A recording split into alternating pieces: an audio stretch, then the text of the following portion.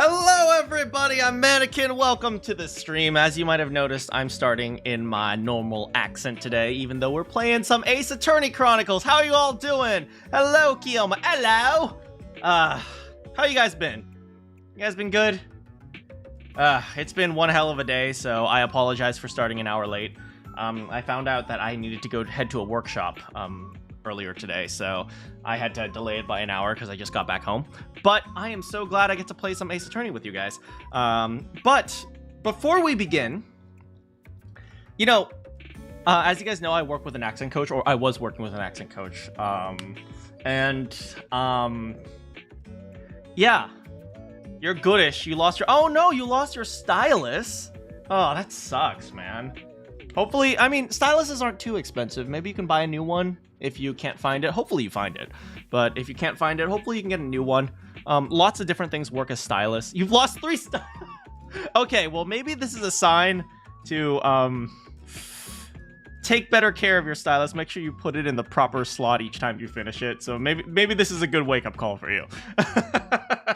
Anyway, what was I saying? Right, so as you all know, I work with an accent coach, and my accent coach told me that one thing I should do is just recite song lyrics, because song lyrics are, you know, much more like poetic, much more flowish, and so, you know, it will help me practice the idea of conversation, without, you know, actually reciting lines and reciting scripts, like, you know, just like, because song lyrics sometimes don't make sense, so you, get less sentences, more like weird phrases and stuff like that, and that could be very helpful for, you know, trying different things.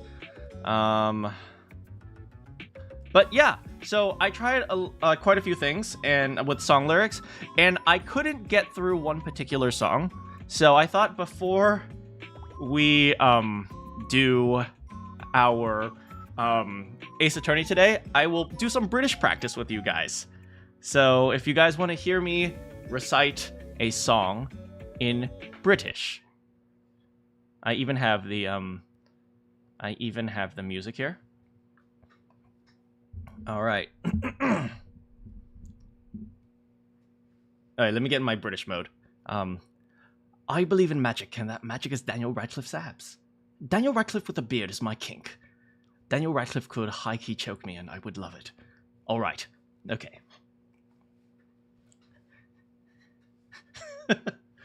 Baby Got Back by Sir Mix-a-Lot, as recited by Manakyn.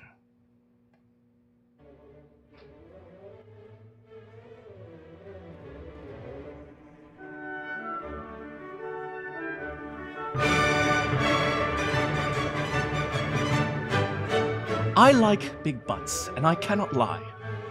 You other brothers can't deny that when a girl walks in with an itty-bitty waist and a round thing in your face, you get sprung. Wanna pull up tough, cause you've noticed that butt was stuffed. Deep in the jeans she's wearing, I'm hooked and I can't stop staring. Oh, baby, I want to get with you and take your picture. My homeboy's trying to warn me, but that butt you've got makes me so horny. Oh, rump oh smooth skin.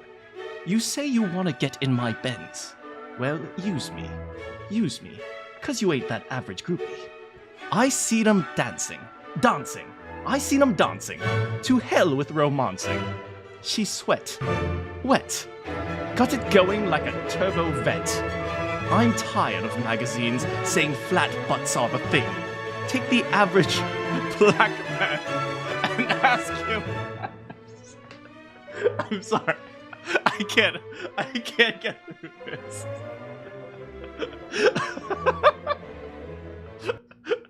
Well, I tried.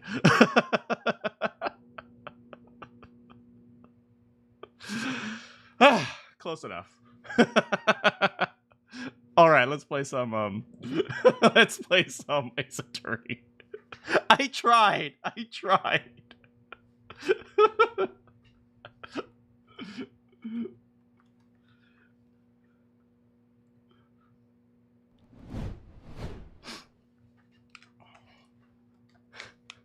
Hello, Ace Attorney.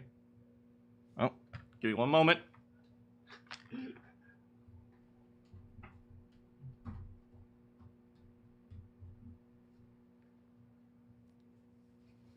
Alright, is it gonna load?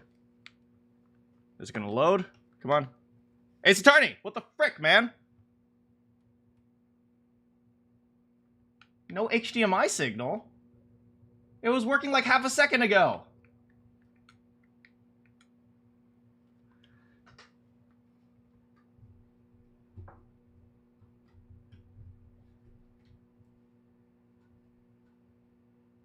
There we go. No, we're on number 3. So, we continue to, where were we? So, we just solved the case of our BFF's murder. Unfortunately, he was murdered by the adorable little Russian girl who I was hoping to adopt, but now she's going to jail. Hopefully she'll be okay. She's gonna be... Hopefully Biff will take care of her while she's in jail. Maybe we'll see her again. Who knows? Hopefully we see her again.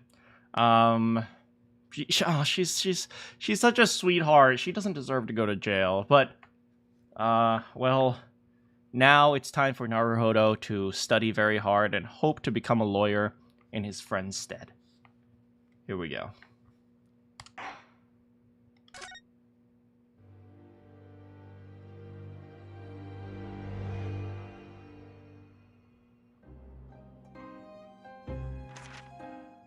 Glancing over my records of the late last century, I am faced by the events of a certain bitter winter.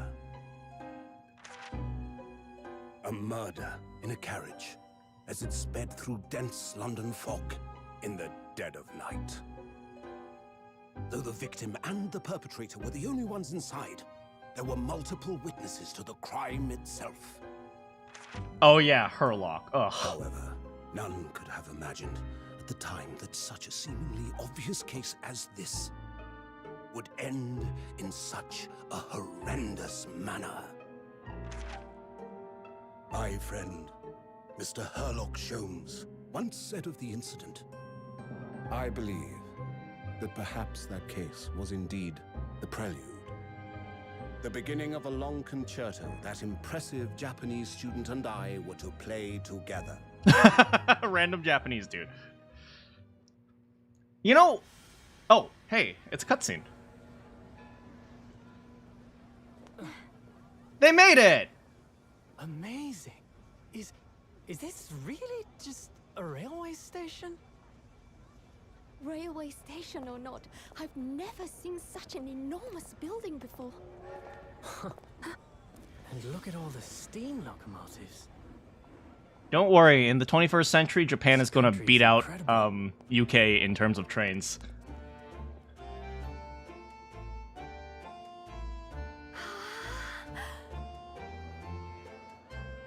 Is this a market? Brian's Cocoa, best in London. I feel like I'm dreaming. So this is the capital of Great Britain. Did you not notice the homeless kids that were standing right behind you? Where to? Oh, hello. Climb aboard. I'll take you wherever you want to go. In that case, the Supreme Court in Whitehall, if you wouldn't mind. My pleasure. Oh no, he's the he's helping the station coach. Okay, never mind. I thought it was an orphan. Yes. Thought so. Well then, I hope you enjoy your stay. And welcome to the center of the world, Great Britain's mighty capital, London. Why is the Empire State Building? What? Not the Empire State, the Eiffel Tower. What? Landmarks, man. Frickin' Eiffel Tower. What's the Eiffel Tower doing there? And why are there doves inside a clock tower?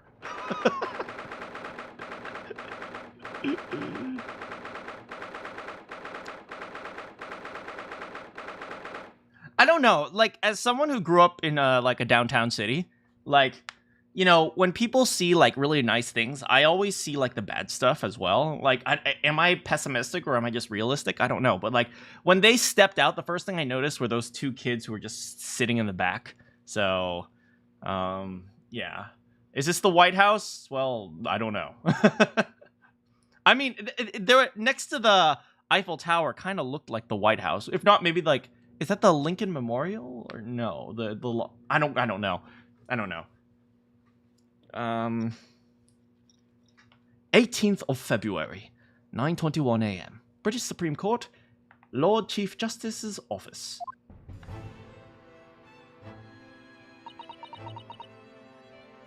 I gotta say, for people who probably lived in wood houses, like wood and paper houses in Japan, seeing all this machinery must be kind of terrifying. It's all metal, and metal is very cold. What an incredible place. It's so imposing. It's almost suffocating. Yeah, that was expected. This place is breathtaking. Looks like a fortress. There are some stone buildings like this in Japan now, of course.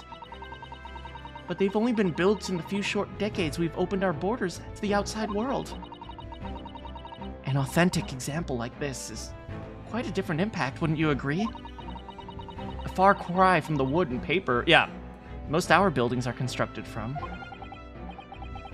It's certainly unfamiliar, but I think there's more to the differences than just the construction materials. What?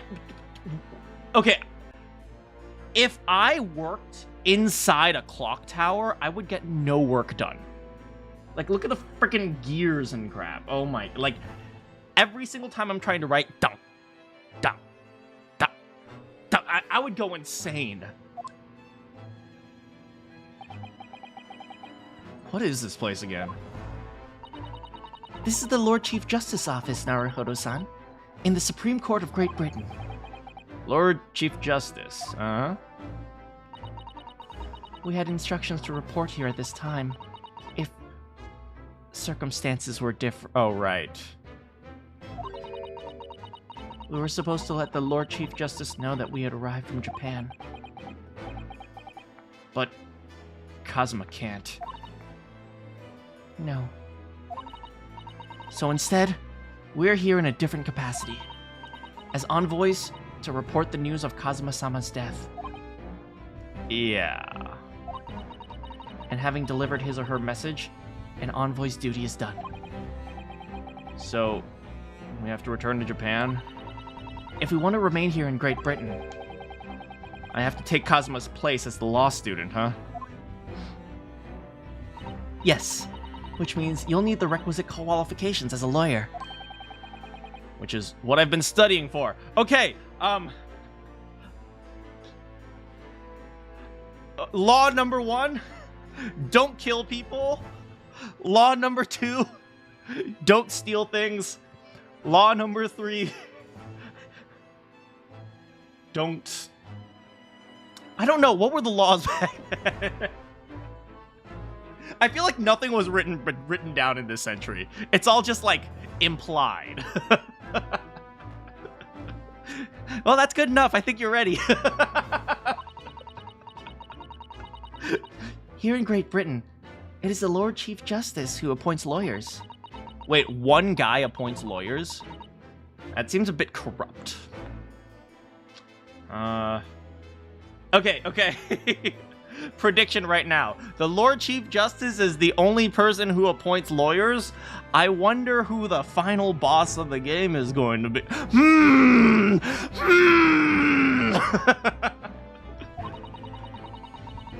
It's the only way we'll be able to remain here in London. I hope I'm up to scratch. Oh, good morning. Sorry for keeping you.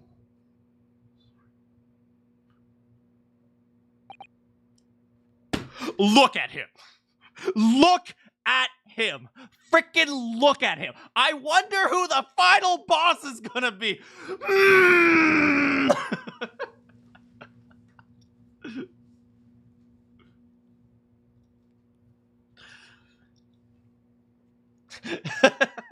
He does look like David. Oh my god, he looks like David. I trust you aren't too exhausted after your long voyage from Japan. It seems I'm 1 hour, 12 minutes, and 47 seconds late. My apologies. Oh, no, don't mention it. We're never happier than when we're standing around with nothing much to do. How fortunate. So, introductions. I am Male Strongheart. His name is Male? Are we saying that the Lord Chief Justice is a big, strong man? Oh, I don't care if he's the final boss anymore. Come on, Strongheart, let's go. Lord Chief Justice of the British Empire. I feel like a little mouse under an elephant's foot. Come on, Mr. Naruhodo, don't be a mouse! Wait, how are you reading? Isn't the blue text supposed to be my internal dialogue? Is Susato a mind reader? It's an honor to meet you, Lord Chief Justice Strongheart. I'm Ryunosuke Naruhodo from the Empire of Japan. Well, Mr. Naruhodo, welcome to London, the capital of our glorious British Empire. Yes, thank you.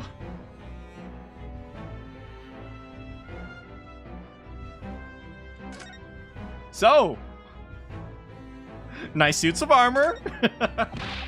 Look at those menacing metal giants.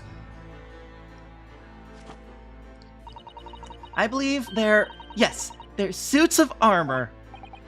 Right. Those things can weigh like 100 pounds. Like, if you were like a knight in the court or whatever it was, like, imagine standing around with like 90 pounds on your back at all time. Oh my god. I thought maybe they were like lion dogs we have in Japan guarding the shrine gates. No, not at all. In fact, in Europe, suits of armors like these are always possessed by evil Wait, what? And they roam around in the middle of the night. What? Is there nothing you don't know? I'm pretty sure she made that up. This book tells me everything I need to know about everything. If you're ever unsure, just ask. Where did she get that?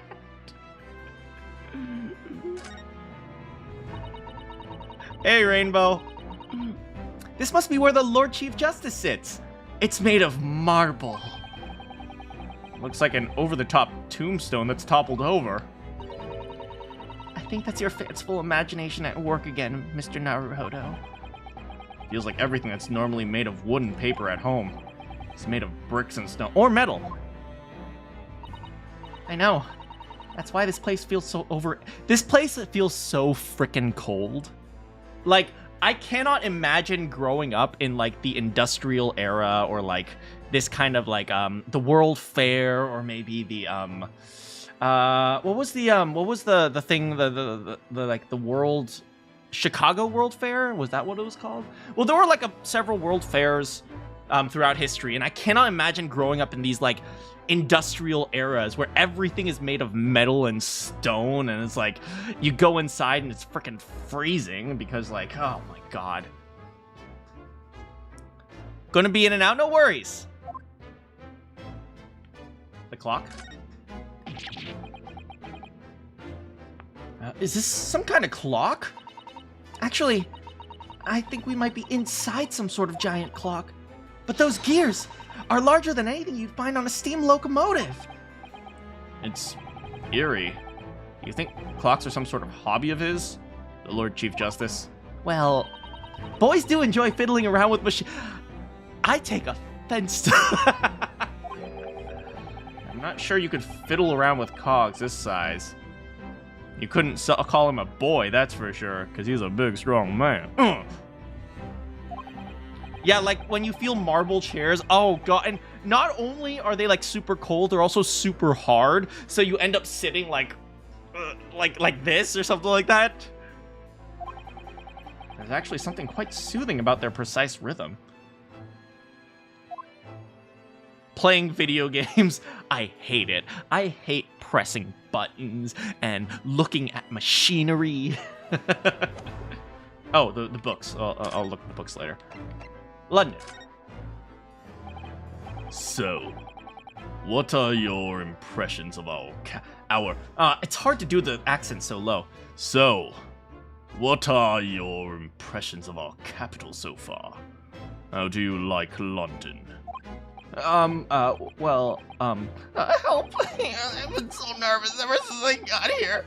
I can't remember a single thing about the city. The women are beautiful. It's simply splendid, isn't it, Mr. Naruhodo? Oh.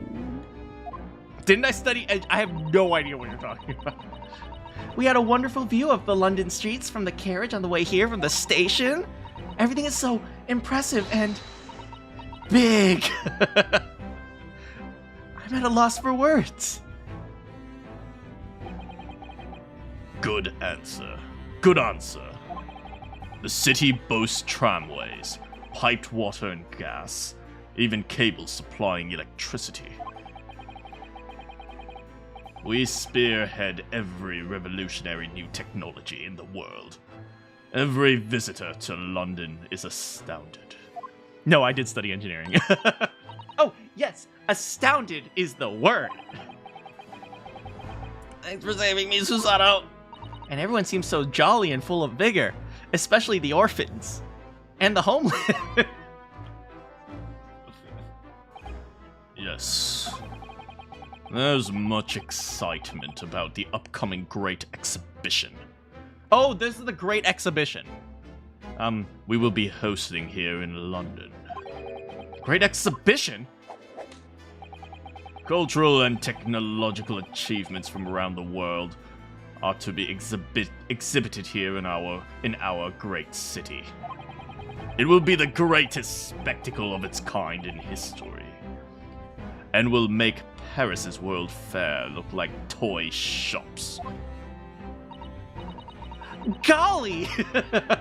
I can hardly imagine how magnificent it's going to be. Great Britain's capital city is nothing but magnificent. London is the center of the modern world. Even if you do say so yourself. The sun will never set on our great empire. Didn't they say that because you took over so many different places around the world? Colonization! Perhaps it is a fate that in these progressive times, we welcome visitors from the land of the rising sun. How poetic! How's the volume, by the way? Can you hear me speak? Lord Chief Justice, sir. I think you were expecting a student of law for this study tour, weren't you? Absolutely. A Mr. Kazuma Asogi, if my memory serves. That's right. The British government has already been telegraphed a full report of the situation.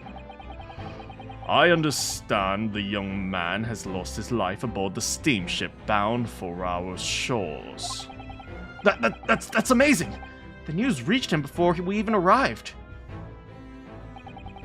My country naturally extends its deepest condolences to yours. Thank you. And you honored this appointment specifically to inform me of the news.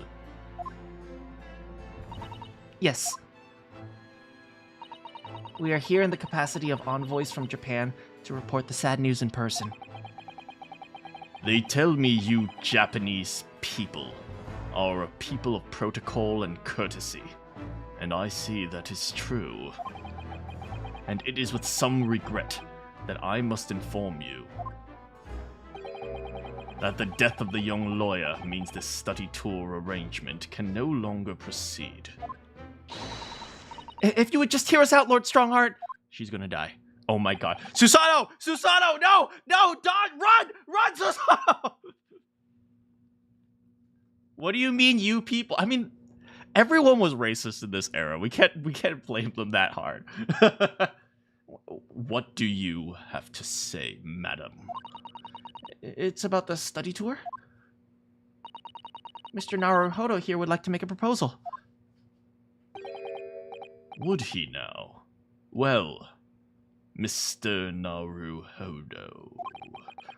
Isn't that the moment of truth? About the continuing study tour. Is my strong heart voice too low? Because in order to get that deeper voice, I generally go a little bit softer. So, but let me know if I need to be louder. The thing is, Lord Justice, Lord Strongheart, I was wondering if perhaps you would allow the study to go ahead. Don't misunderstand me. Misunderstand or misunderstand? Misunderstand. Misunderstand. So it's misunderstand. Misunderstand. All right. Don't misunderstand me.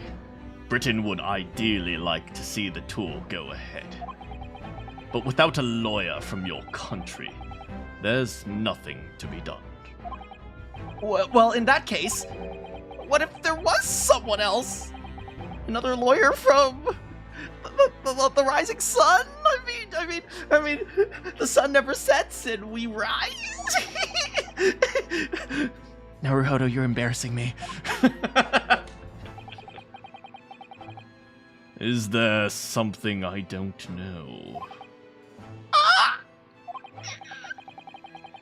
Only a single lawyer was invited to Great Britain from your country. And that was Mr.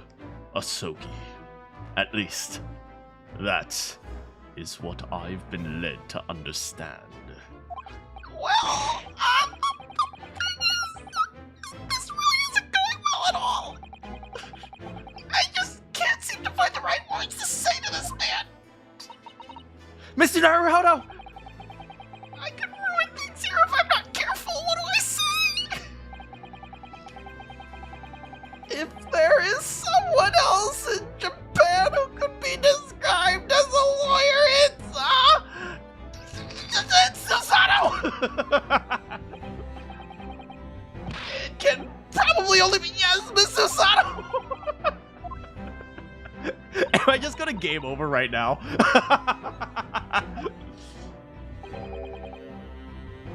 An unusual introduction. But I presume you mean this charming lady beside you. You're a lawyer, are you not? Naruhodo, come with me for a second. That look she's giving me. After all the days of hard work she put in to help me study. I can't let her down, no! I think that's quite enough joking, don't you, Lord Strongheart? My real answer is, it's me.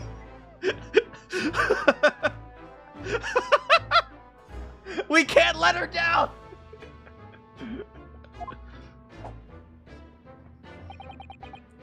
Is that so? I mean, I don't actually have any qualifications and such, but... No qualifications, you say? And yet, you still claim to be a lawyer. I've acted as a lawyer in court before. Hey, how's it going, Dre? Only once, as it happens. And I had Kazuma to help me, and I was thinking, but glossing over the details. I've been spending every spare moment of the journey here to Great Britain studying. I've learned all about British law and court proceedings and Jack the Ripper. Wait, did Jack the Ripper exist yet? I think he existed already, right? Well, I was on board the SS Maria. The voyage from Japan is some 50 days, I believe. Not what you might call a full education. To become a qualified lawyer here in Britain, not only do you need a university degree in law, you must also complete several years of training. I realize it's far too short a period of time, but I can't just go back to Japan. Kazuma, Mr. Osogi's journey's only just begun! Coming here on this study tour was all he thought about. I have to carry on and do everything he planned to do. I know it must sound like I have an overly inflated opinion of myself, but I would do anything to prove that I have what it takes. Any test you care to send me. Just one chance, that's all I'm asking for. Please.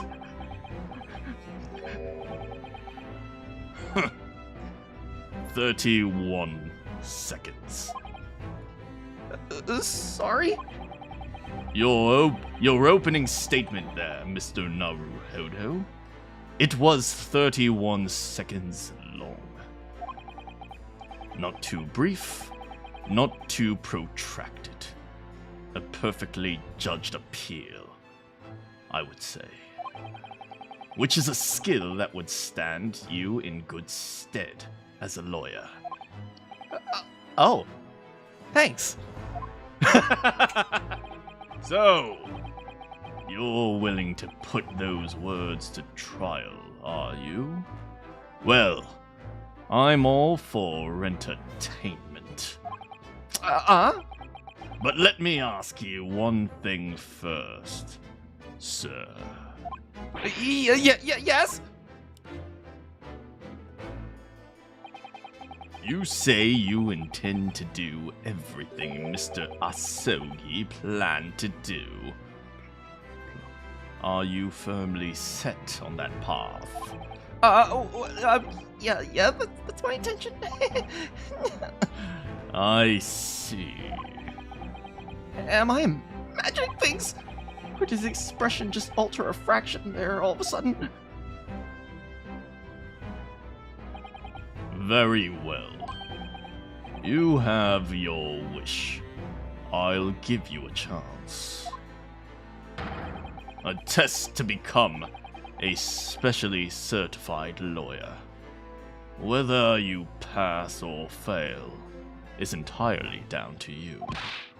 Really? So, what form will the test take exactly?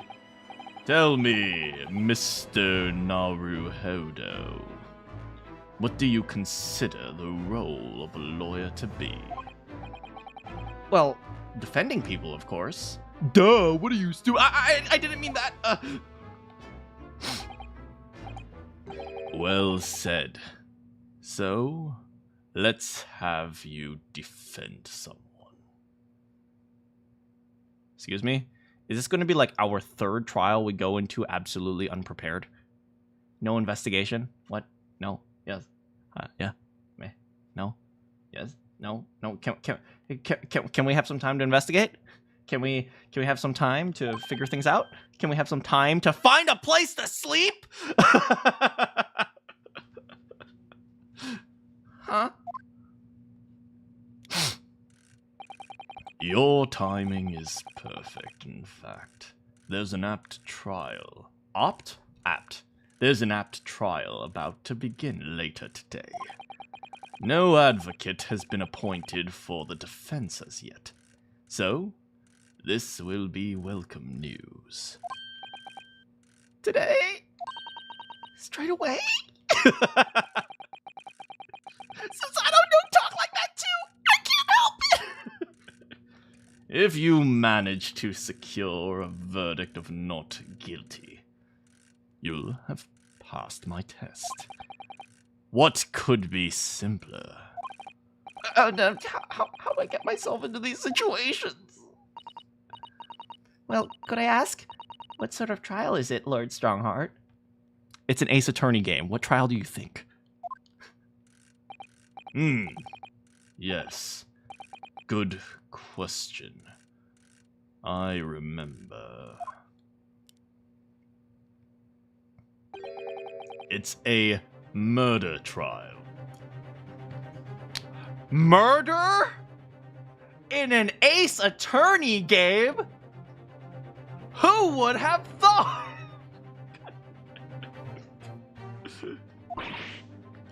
A murder? Has there ever been a case that wasn't a murder trial? There was the the mass trial, which was not a murder trial, was a theft trial until it became a murder trial. But besides that, I don't think there's ever been not a murder trial. Has there? I'm trying to think. At least for the 3 games that I've played, Phoenix Wright, and Phoenix Wright. I know there's the Apollo Justice series, but I think they're all murder trials. An extremely simple case, I understand. You really can't lose. That's easy to say, but I should mention, just in case. If the defendant is found guilty, he, of course, will be sentenced to capital punishment. Capital pun? He'll be put to death? Here in Great Britain, murderers are sent to the gallows without exception. Presumably, you read that much in your short C-based introduction to British law.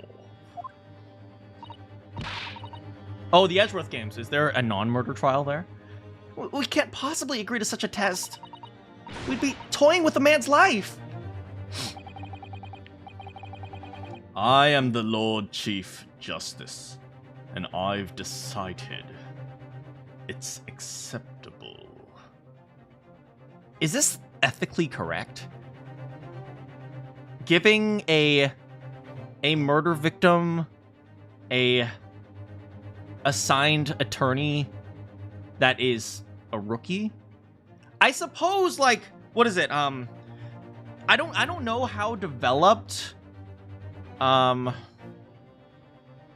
I don't know how developed the legal system is, but, you know, in today's age, if you cannot afford a defense attorney, one will be assigned to you, or one will be given to you. Those are called public defenders, as you guys all know.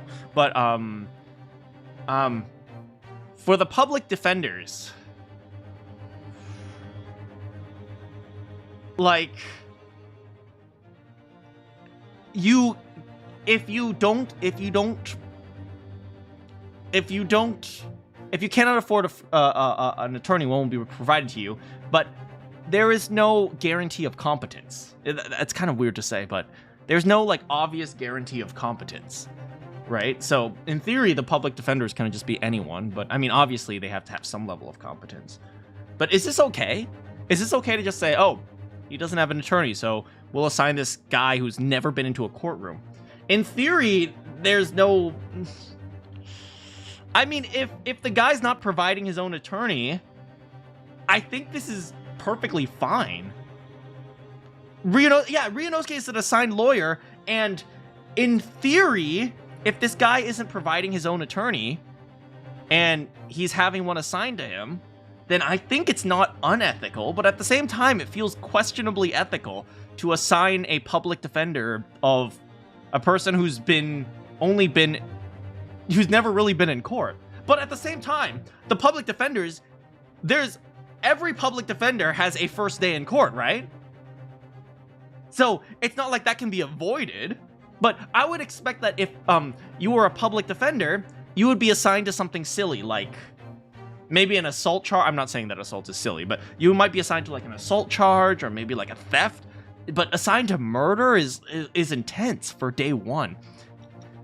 Does every, I guess every, member of the Naruhodo clan does day one murder. But you can't do that, can you? There's no need to overcomplicate this. All you have to do is ensure that you don't lose. So, the defendant may live or die, depending on how well I perform in court? If I lose, he'll be hanged. No skin off my back. Okay, we are going to be the least ethical lawyer. Or at the very least, like, you kind of have to do this if you want to survive in law. You can't associate yourself with that case. Mr. Naruhodo, You've come to me claiming to be a lawyer. If you want me to take you seriously, you need to prove you're willing to do a lawyer's job. And you say you intend to see through the will of your compatriot, Mr. Asogi. I would like to understand just how far you're willing to go in order to make that happen. He's testing my resolve. What's the matter? You've fallen silent. I'm sorry, but time is pressing. Pressing. The trial begins shortly. I need an answer from you. What's it going to be? What do I say? Do I agree to this absurd test? I mean, what more do you want, right? He's giving you a chance, and he's assigning a lawyer. And yeah, it's probably not the best in your best interest to take a murder charge on day one, but what choice do you have? Do it. All right. If I have to give you a decision now, my answer is I can't do it. What was the point of choosing? I can't get the words out. 15 seconds. Your decision-making needs work if you want to be a lawyer. That was too slow.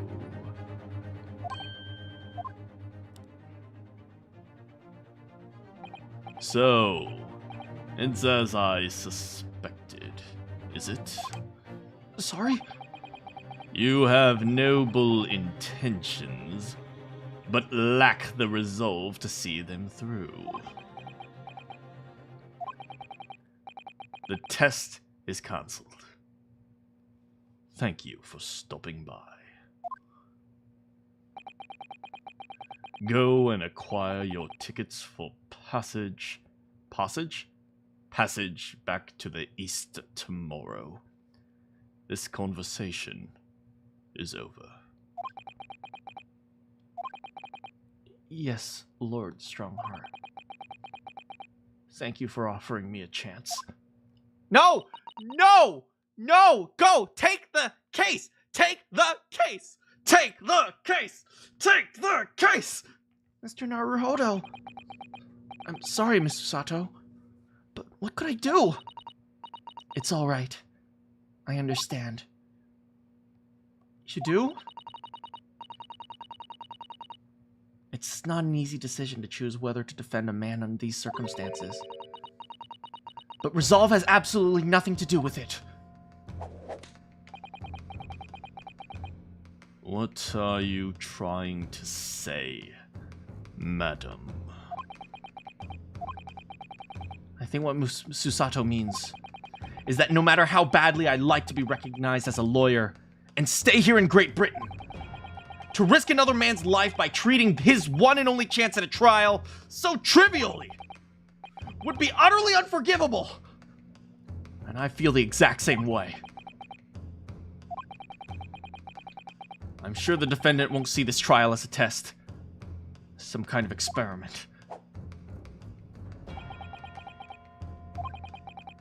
A lawyer may fight for his clients in the court day after day, but for each one of those clients, the particular day they stand at the dock may be the only chance they have to fight and to prove their innocence.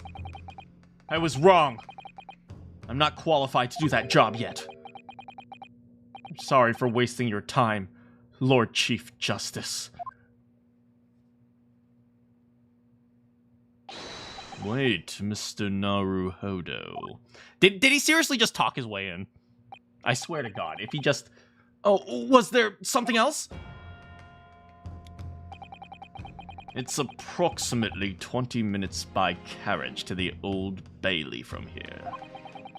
If you leave immediately, you should still be there in time.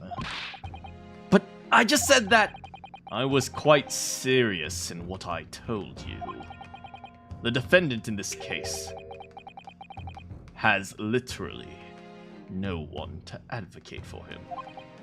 What? At this point, he can't hope to find someone to represent him.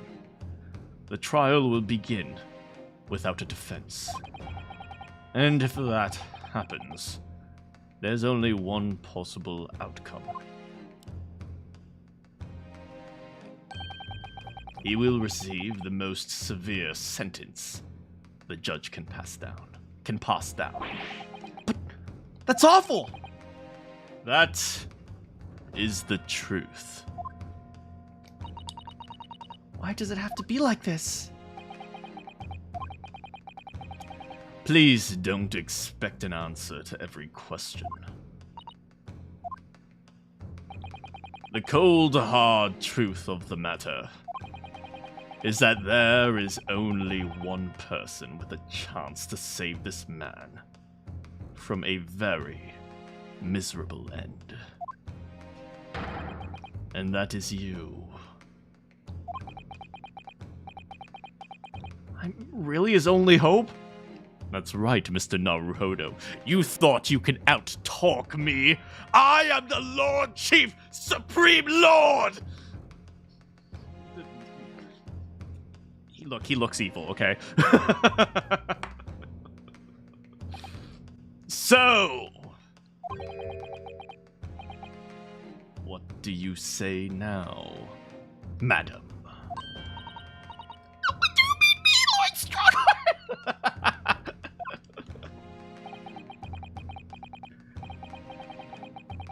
You said it wasn't an easy decision to choose whether to defend a man in these circumstances. And I agree. My talk no jutsu is better. But in my estimation, it is purely and simply a matter of resolve.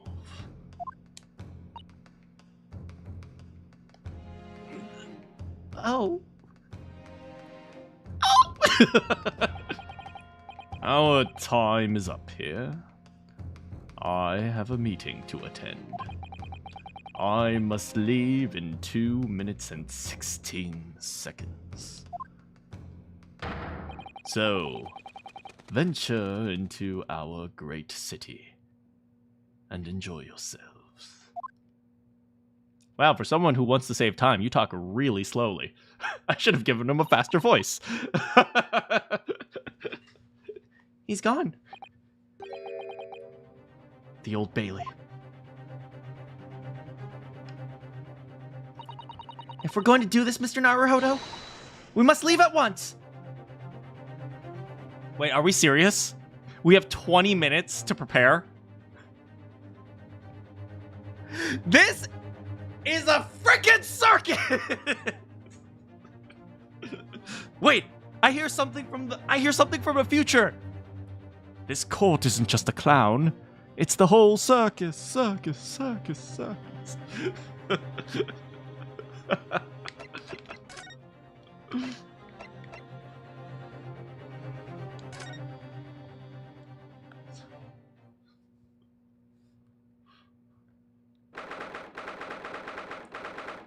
18th of February, 9:45 a.m. The Old Bailey, Defender's Antechamber.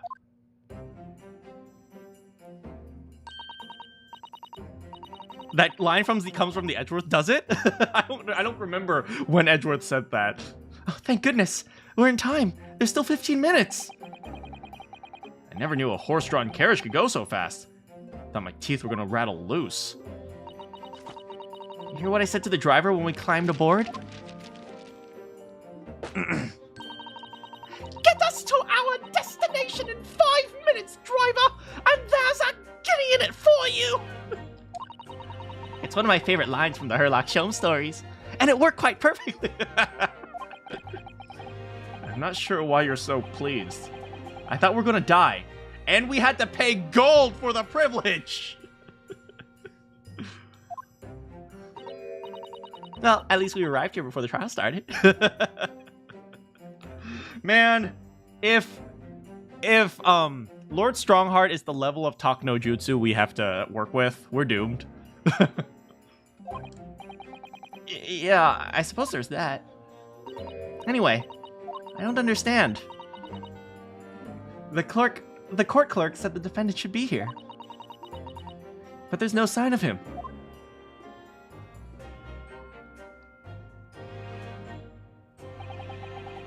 So this is the Old Bailey. Even this room for the defendants to wait in is grand. Are you alright, Mr. Naruhodo? I'm feeling tense, that's all. This place gives me the same sense of foreboding I remember in the Supreme Court in Japan. Yeah, she's slowly evolving into Maya. An oppressive air. Almost as if the building itself is going to crush whoever's about to be sentenced. Feels like only yesterday that I was the one about to be crushed. Yes. Whoever the man you're going to defend is, I imagine he's feeling very alone at this moment.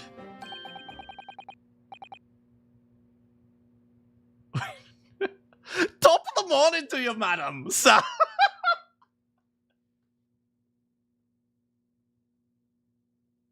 No! No! I can't do this accent! Top of the morning to you, madam, sir. Oh my god, he's a leprechaun! What's you doing following me here? Things are fair desperate, aren't they? Sorry? Would you look at those expressionless faces? From the east, I use. We're from Japan, yes. Japan, is it? Right, say no more. So, how much you need? No, we're just here because... No need to explain, fella. I've been there myself, so I have. No place to go, nothing to eat, barely a penny to your name, and all while in a strange, faraway land. Well, actually, we haven't found a place to stay yet, no. 'Tis grand, 'tis grand. Let me start by giving you 1,000 guineas. Say nothing now. Wait, what?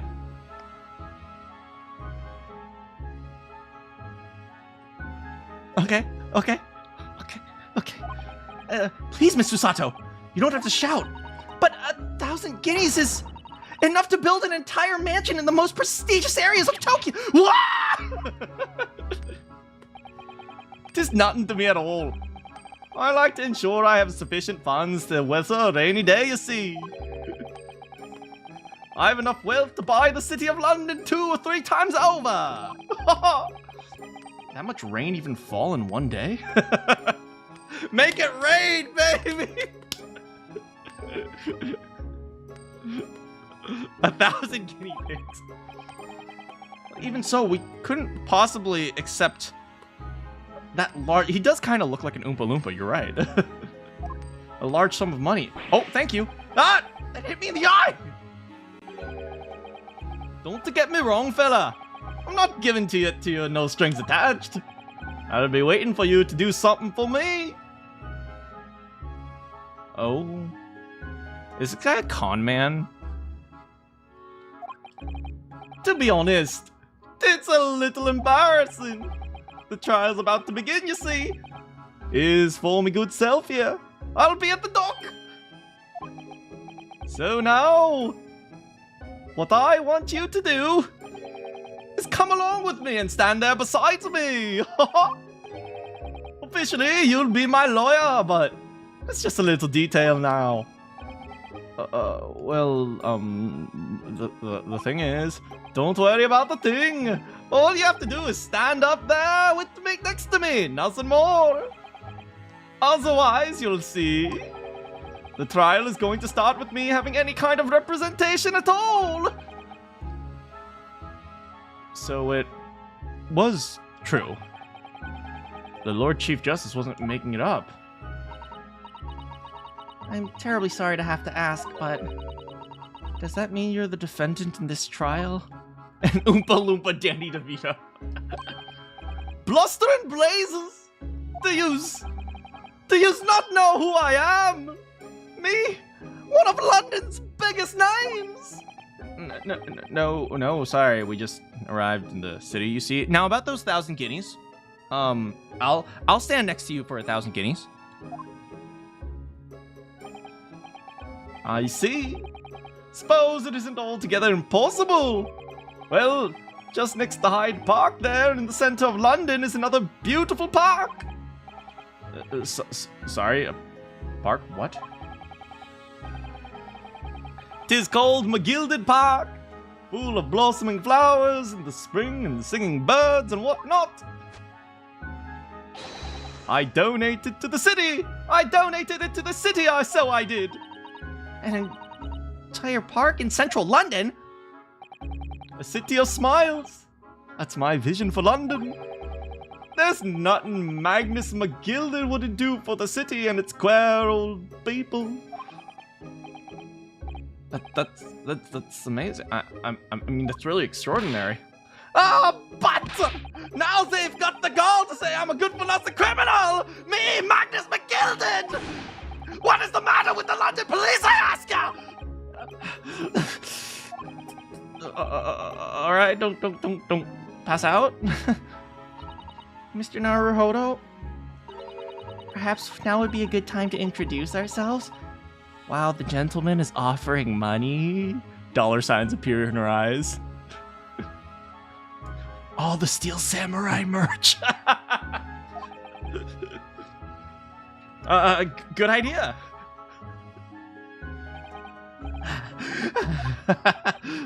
Mr. DeVito, McGilded.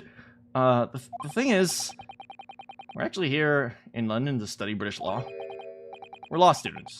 Well, I'm a law student. She actually knows her stuff. I'm an idiot. We're on a study tour from Japan. So if you don't have a lawyer for the trial, and you'd be happy to put yourself in our hands, we'll do... What was I after saying, you daft agent? I've given you 1,000 guineas to stand up there next to me, haven't I? Well... Yeah, but I wasn't really offering to just stand there next to, so you got money?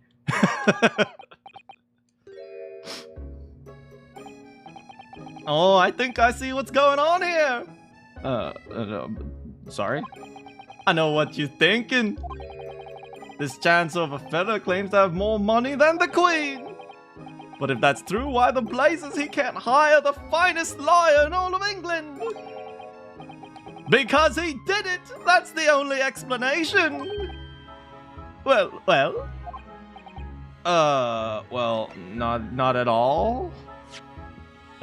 Maybe people just don't like you? Not at all! Although it is a little strange, to be honest. Why you don't have a lawyer, I mean. That would be the fault of the Reaper! What? There's just like a skeleton standing next to him with a scythe. Hey, how's it going? I'm the Reaper. What's up? Did he just say Reaper? The Grim Reaper of the Bait? Oh my, it really is. Lord Baron von Zeeks. Baroque. Baroque? Lord Baroque!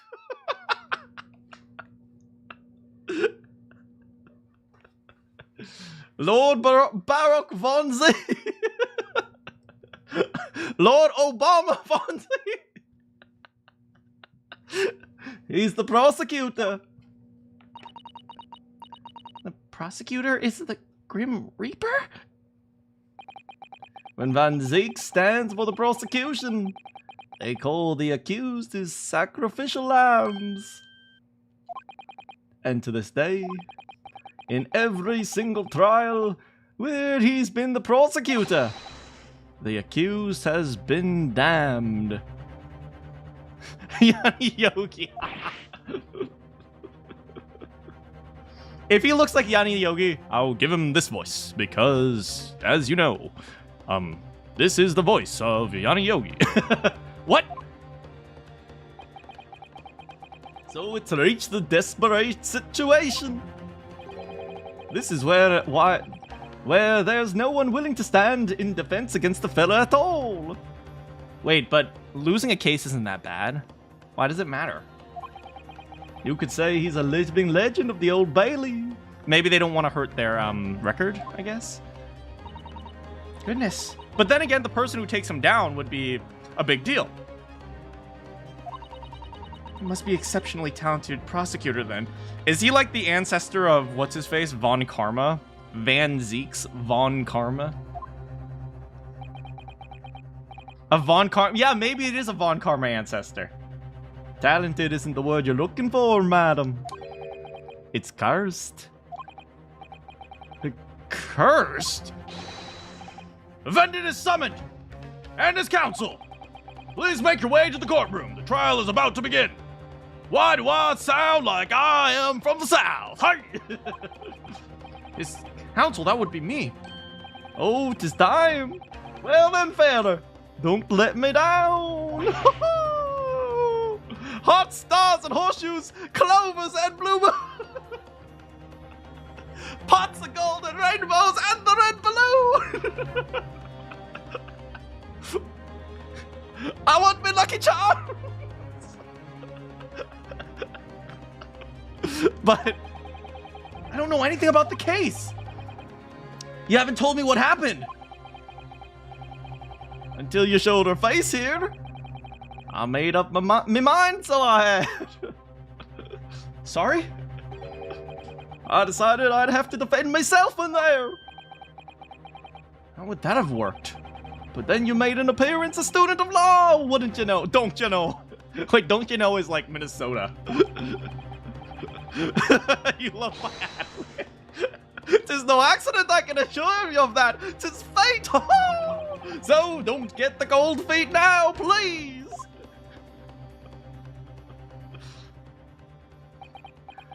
So from what I understand, this guy is... I was just totally being silly with his character, but now, you know, trying to think of it, he's like a wealthy entrepreneur.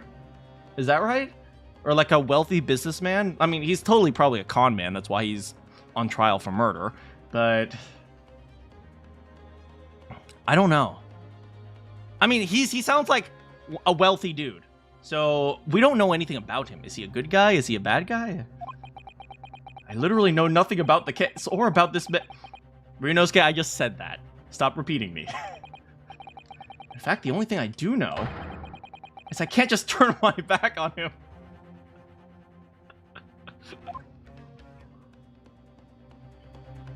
I'll take you to the pot of gold under the rainbow! Mr. Naruhodo? Man is no one. He'll just have to stand alone in that courtroom, armed with nothing to defend himself. I'm sorry, I'm just imagining this man standing in court, surrounded with like 4-leaf clovers. It's me, Lucky Charm! Something Cosmo would have never allowed to happen. Counsel for the defense! What are you doing? If you're late for the start of the trial, you'll lose your right to stand. Then I'll just sit. Oh, wait. Accidental pun. No, that doesn't count. That doesn't count.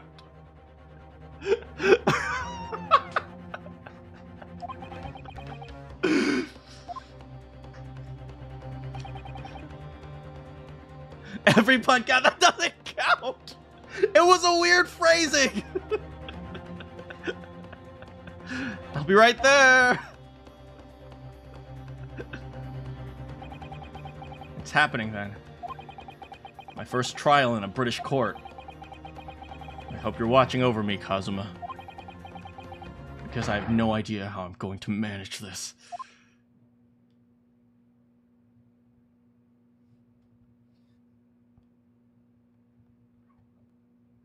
How about I roll into the courtroom? I'll do the worm into the courtroom. What the frick?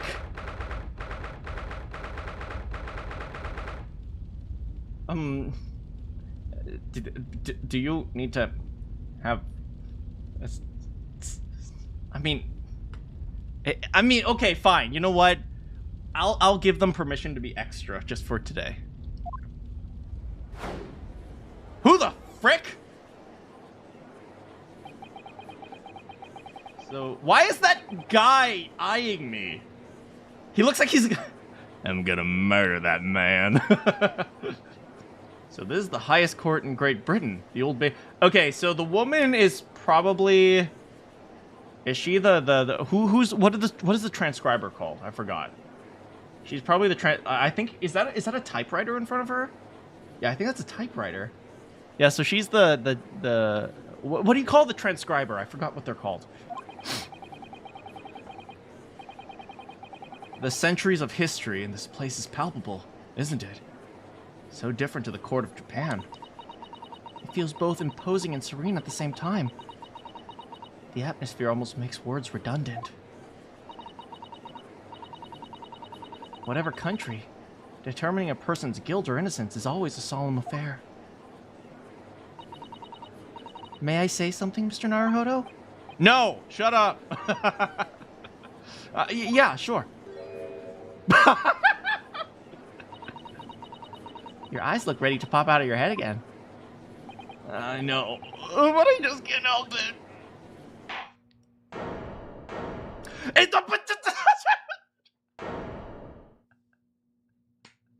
Is the prosecutor a vampire?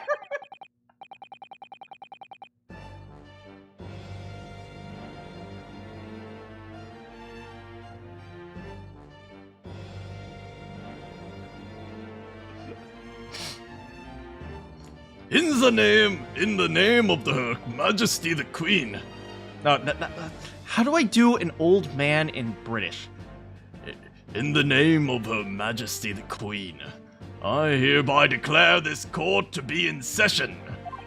You know what? I think we can only go with the normal judge voice. That's the judge voice. We are here to determine the guilt or innocence of Mr. Magnus McGilded. I now call upon the counsels for the prosecution and the defense to declare their willingness to proceed.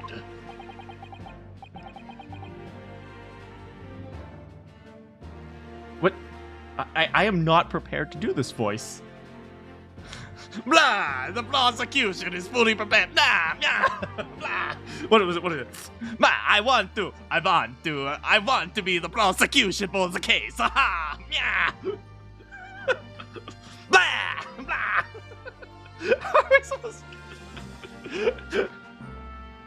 How's it going, Bamboo?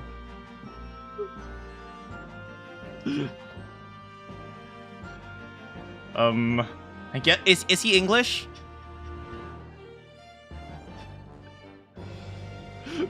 Is he English? Is he supposed to be British too? Or is he Scandinavian? Is he Transylvanian? I don't know. I guess he would be English. Van Zeeks. Van. Vaughn is what, German? Is Van German or is it? I don't know. I'll just make him English. The prosecution is fully prepared. Prepared. The prosecution is fully prepared. Sure, something like that. Oh, check the court records. Good idea.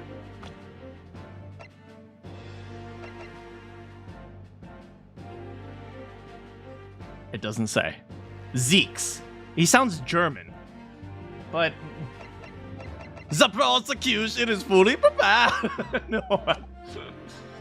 That must be the Reaper of the Bailey. He really does look like a vampire. Counsel for the defense! You appear to be Eastern. Do you speak English? Yes, of course, sorry. He asked if the defense was ready, and I couldn't be further from ready if I tried. Those eyes.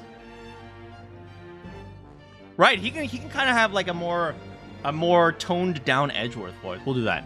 Those eyes please me. Nipponese. Is he hitting on me? Hell yeah. Those eyes please me. Nipponese.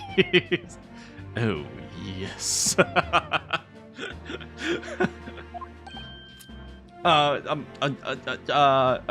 Yeah? They shroud your fear, your doubt, your trepidation.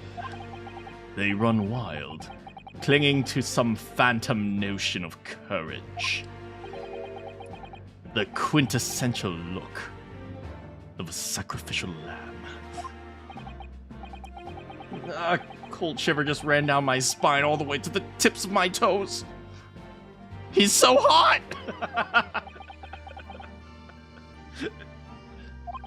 No! Mr. McKilded! Ah, yes, me lucky charms, my lord. You stand accused of murder. A capital offense. You could be sent to the gallows if found guilty. Are you quite sure you wish to entrust your defense to this foreigner?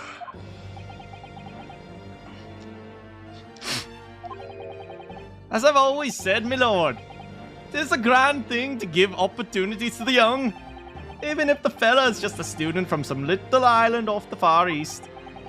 It's not the British way to ignore the dangers yourself and give to the less fortunate a fair chance.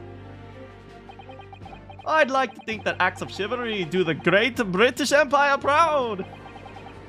Listen to Mr. McGilded! What a fine gentleman London has. Do you hear he donated £5,000 to the government the other day? Mom, can we play in McGilded Park?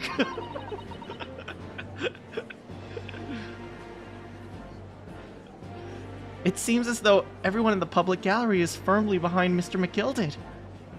Alright, well, at least he has good PR. That's gonna help a lot.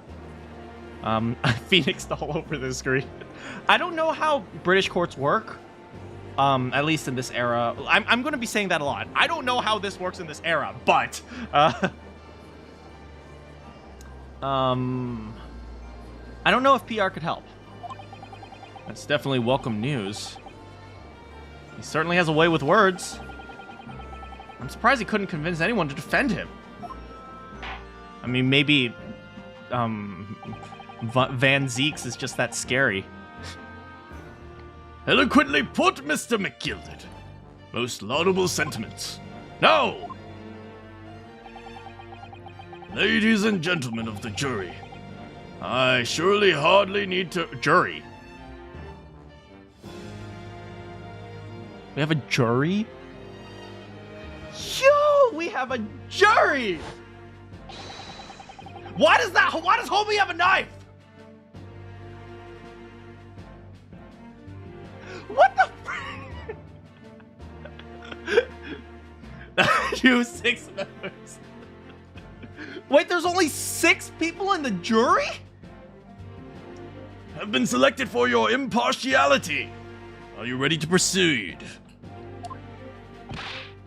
Yes, my lord. The task is to send rotters to the gallows. Oh. Where they belong. I'm more than ready. Oh my god, juror number 2.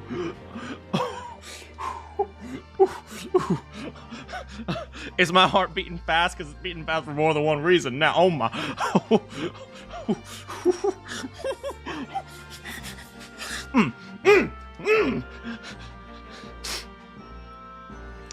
At the manor, his lordship always said we should agree to dispose of rubbish promptly. Naturally, I agree. Ha! Any criminals here would be wishing they would never set eyes on me.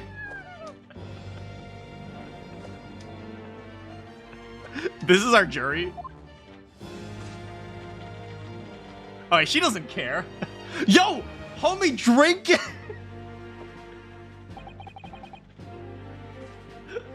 Yo, why do you have a horseshoe mustache? I feel a chill. Oh, don't mind me, my dears. I'll just be getting along with my knitting. Must finish these minutes for my grandson. Oh, she is precious. Juror number 6, you have stolen my heart. This is our jury. Because if this is our jury, we're doomed. She might be under 8. What do you... She's on a jury! Don't tell me the jury age limit is 12. The old lady is the scariest. Mr. Naruhodo, those people are... The jury, yes. That's something we don't have in Japan yet. You know, real talk, I've always questioned the concept of the jury a little bit. Like, I do understand having a jury of peers for impartial agreement, but at the same time, you don't ask random people to build a rocket, right? You ask experts to build a rocket. So one thing I never really understood is why are we getting, like, random people to judge cases? Like, shouldn't we be getting experts to judge cases? I've always felt, like, weird about the jury. You know what I mean? Like, if this was, like, a shooting case, shouldn't we, like, ask, like, a gun expert or also, like, a ballistics expert and a physics expert to judge the case? We shouldn't ask, like, Johnny Cage from downtown Malibu. Yes, I said Johnny Cage. That's right. I've only ever read about it. But here in Great Britain, the court's final verdict depends on the opinions of these 6 jurors. We are so doomed. But the judge passes sentence according to the law, but the jurors determine the guilt based on common sense. One thing I have learned about common sense: people generally don't have it. If anyone ever argues common sense, they're like 99% of the time wrong. Because people don't have common sense. So the defendant is ultimately judged from 2 completely different points of view. But how exactly do the jurors give their verdict? That I don't know, but I'm sure it'll become clear as the trial progresses. Yeah. Prosecutor Van Zeeks! My lord. It's been a number of years since we've seen you here in the courtroom. I thought you renounced your fame. I'm known as the Reaper of the Bailey, my lord. Infamy rather than fame, I would say. But yes, 5 years have passed since I last spread my wings in this capacity. So what brings you back? Some change of circumstances and the court should be aware of.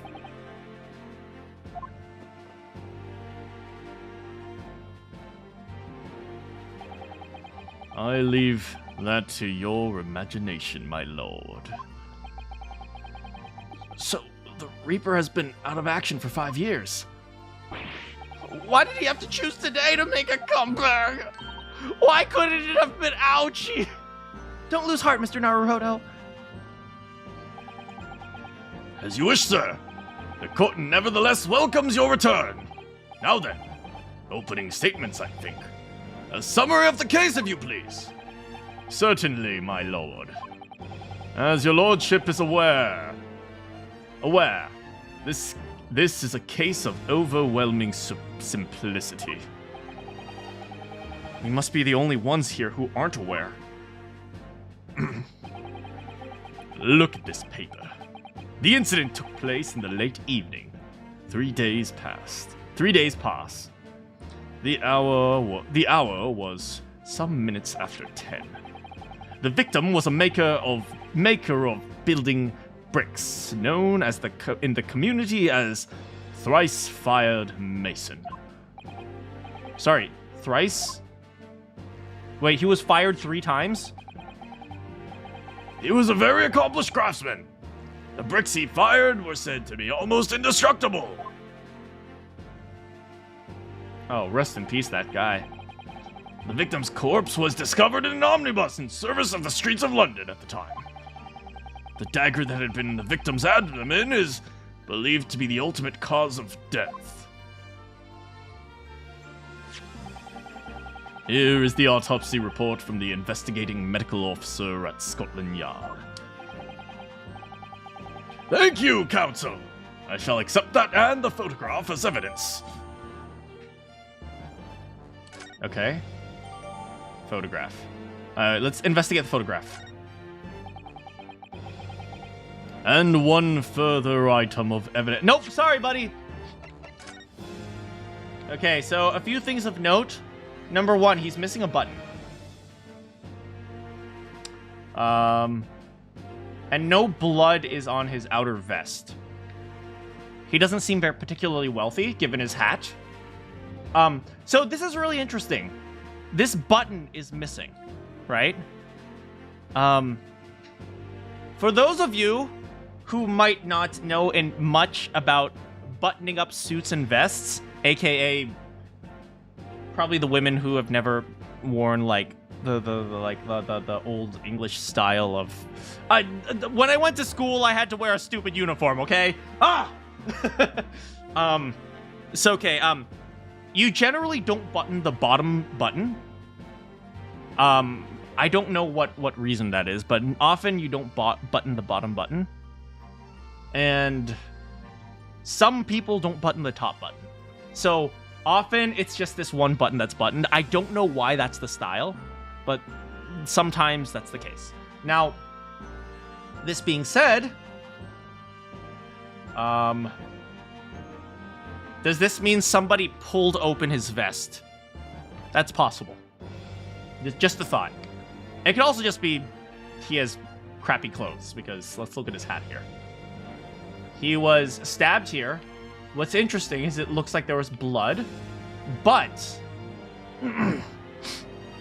middle and elementary school, I feel sorry for all the suffering for the people who had to wear school uniforms, because I did too. Okay, so if you notice, he was stabbed, but the blood didn't flow downwards necessarily, which means it's possible he was stabbed flat. His glasses, I don't know if we should make a mention that his glasses are still there. I don't think he was stabbed sitting up. Long story short. I'm not sure. Where is he? Sitting on a couch? What is this place? I don't know. Thrice fired Mason. Well, he had trouble keeping a job. A carriage. Oh, in an omnibus.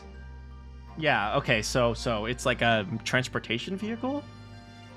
Stabbed once in the abdomen with a knife whilst journeying. Died due to internal hemorrhaging. Okay, so he was stabbed late at night.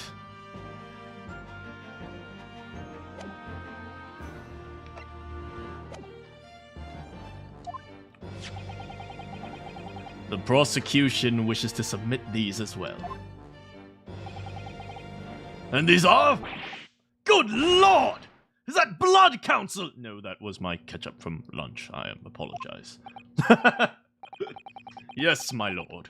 Seized by a policeman who arrived at the scene. These gore-soaked gloves were taken from the hands of the accused when he was arrested. What? Mr. McGilden's gloves had blood on them. But do they fit? Maybe that's not the best reference.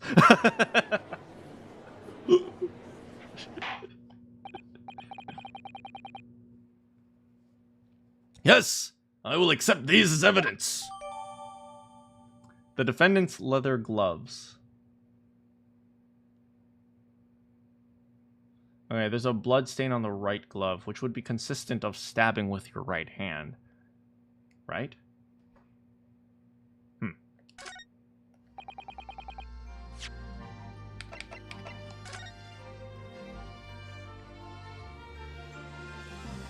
Anything inside the gloves?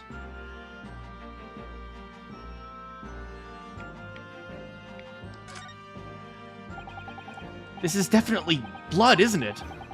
Not the most pleasant sight to be confronted with on our first day in London. Well, nothing will come of grumbling now. No, by the way, is Mr. McGilded right-handed? Yes, I believe so. He was toying with a coin in his right hand a little earlier. Too bad.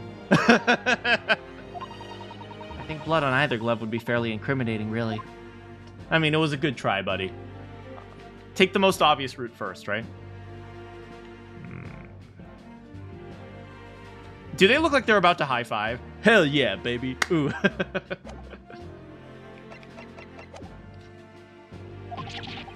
I'm backed into a corner before I even started.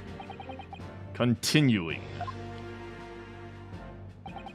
According to the driver of the omnibus, there were only two passengers traveling inside. Passenger. There were only two passengers. I'm pretty sure passenger is... We looked this up yesterday. It is passenger. Passenger. There were only two passengers traveling inside his vehicle at the time. Only two? Obviously, one of those passengers was the deceased brickmaker, Mr. Mason.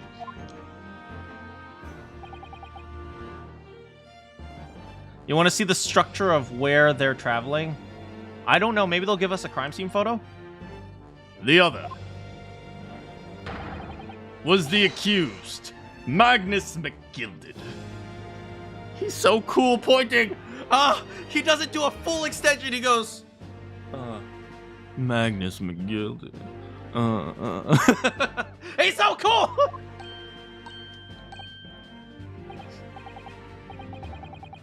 Well, rather damning circumstances to say the least.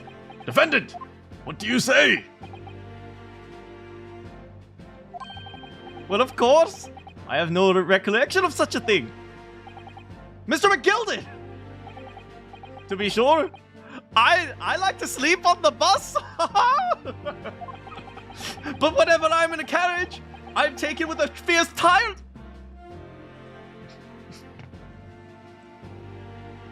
I swear I have never played this game. God damn. I'm taken with a fierce tiredness and I always succumb to it. Are you claiming you've been asleep? It is the motion of the carriage, my lord. Lilting so it is. And when I opened my eyes again, 'twas a desperate sight before me. The body of a man I'd never laid eyes on before in my life. Now I ask yous, what good-hearted soul wouldn't rush to help a fella bleeding from his stomach? I wasn't about to start worrying about my gloves now, was I? That's actually a very good defense. That's a pretty reasonable defense. Why is he not defending himself? He could honestly defend himself better than we can right now.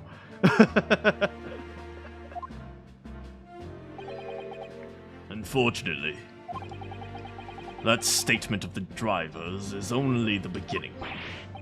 That's not all? There were multiple witnesses to the precise moment at which the brickmaker was fatally stabbed. Oh god, she's typing like, holy god, look at her go! Oh, what?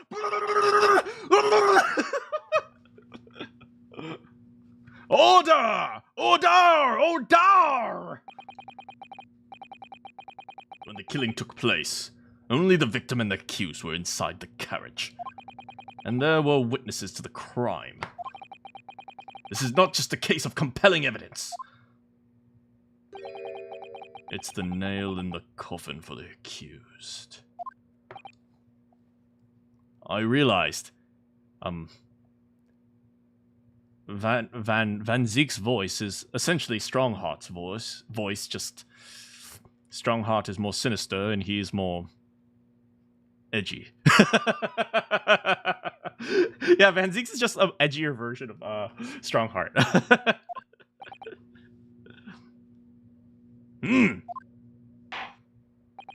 Thank you, counsel. The circumstances of the crime are quite clear. I will hear testimony from these witnesses.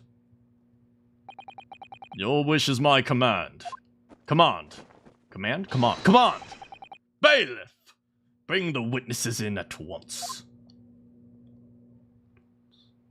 Oh, what? He's just an old man! Come on, let him go! Witnesses!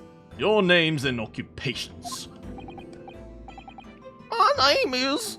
Well, everyone calls me Beppo. Why is he Southern? I don't know, but that's the voice I'm giving him. I drive an omnibus on the East End. Bruce Fairplay. I'm a banker in the city. My name's First Lady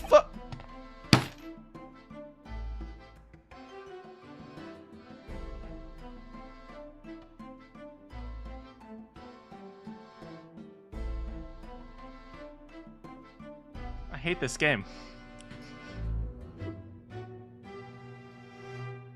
I hate this game. I hate this game. I hate this game so much.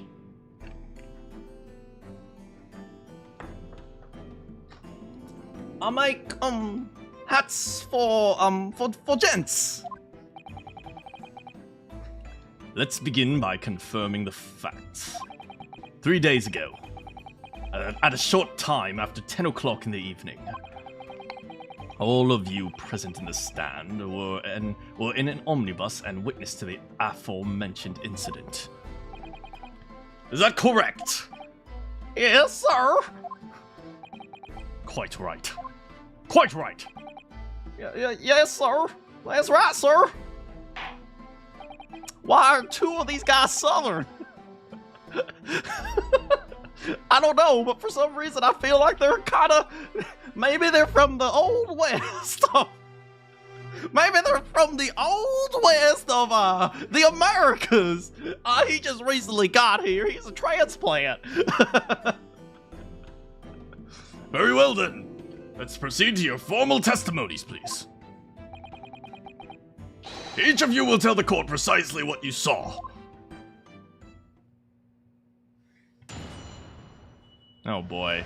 Oh, is this another like three-way testimony? Oh boy.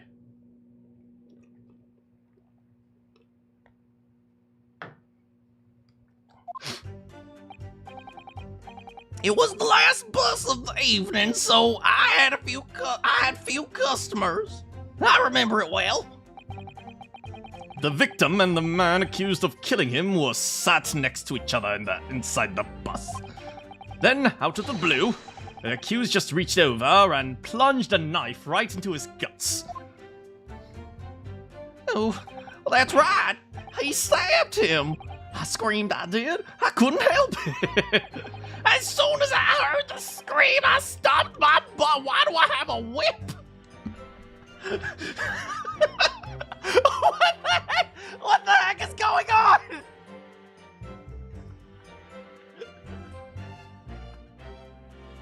And I saw it too.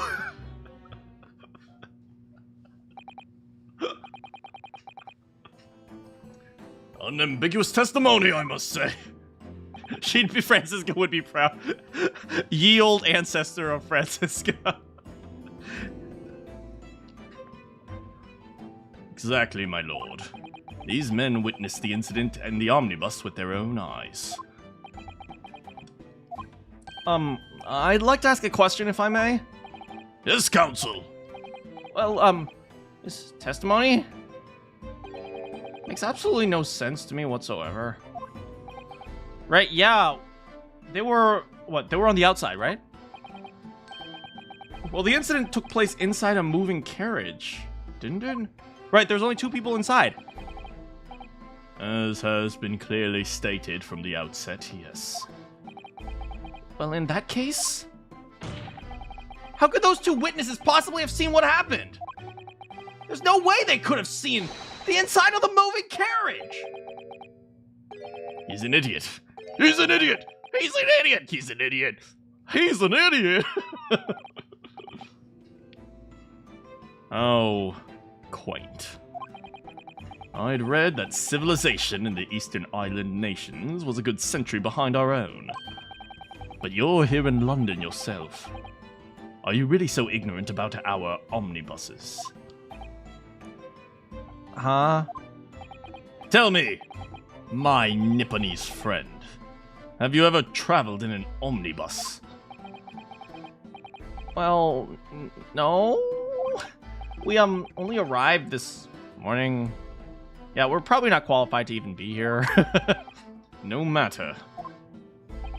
I've arranged for us to see for ourselves the actual scene of the crime, that is. Wait, what? What do you mean, the actual scene of the crime? How? A carriage is destined to be moved after all. Presumably, you understand that much. Yeah? The omnibus in which this bloody crime took place is here today, in this very building. Wait. He pushed a bus inside the courtroom. Bailiff! Bring forth the stricken omnibus. What the fuck was it?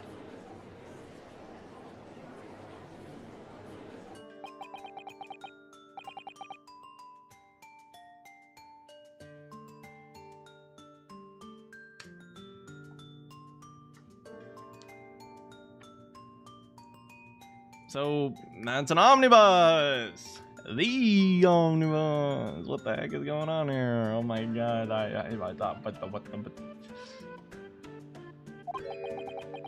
can't believe they could bring something so enormous in here. Great Britain's courtrooms are amazing. They have double doors! As you can see, the omnibus is pulled by 2 horses and can carry up to 8 passengers.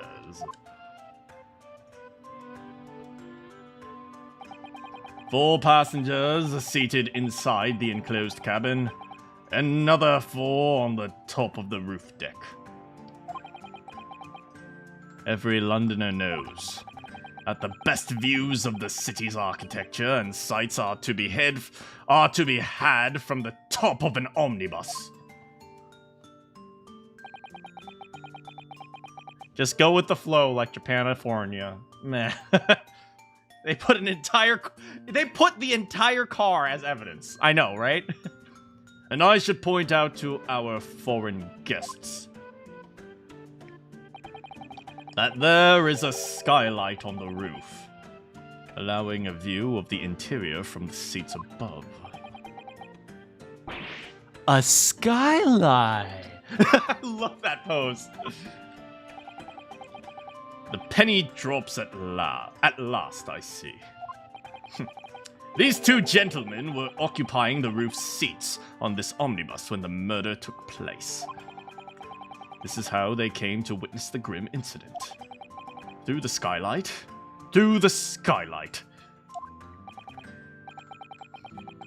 That makes perfect... No, that doesn't make any sense. The skylight's a freaking square. How do you look inside and see who's there? Well, counsel, this is a first. In all my years, I've never experienced the crime scene itself to be brought inside the courtroom. There are a number of important clues remaining in the carriage, my lord. I would like to submit the omnibus itself as evidence. That is the prosecution's wish. My toupee! Very well! I see no reason why not. The omnibus... Am I going to have to examine the entire car?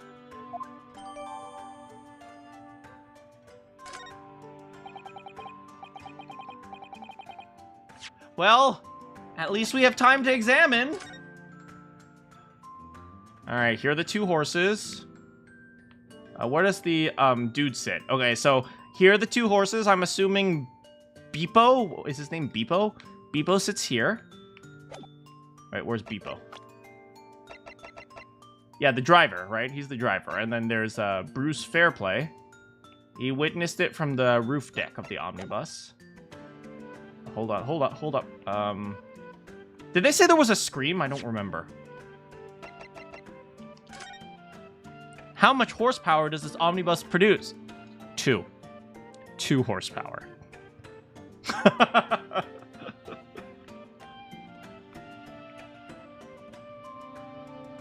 Job Masters London head office. Hold up. So this is the roof deck of the omnibus. You must have a wonderful view of London streets from here.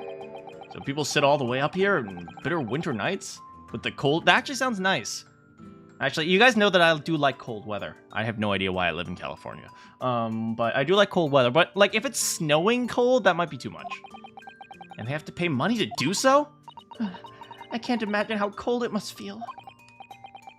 It just made me think of something horrible. Can you imagine being dragged around in the city in the freezing cold as a punishment? Perhaps that's the real price you pay to stay out late. If only Herlock shows were there to keep me warm. Shut up! Why do I ad-lib myself just to make myself angry? Alright, let's see here. Job Masters. So this is the roof deck. Hey, how's it going, Mystery?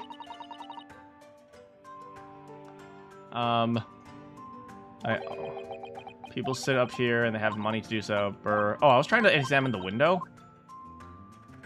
How do I examine the window? Here.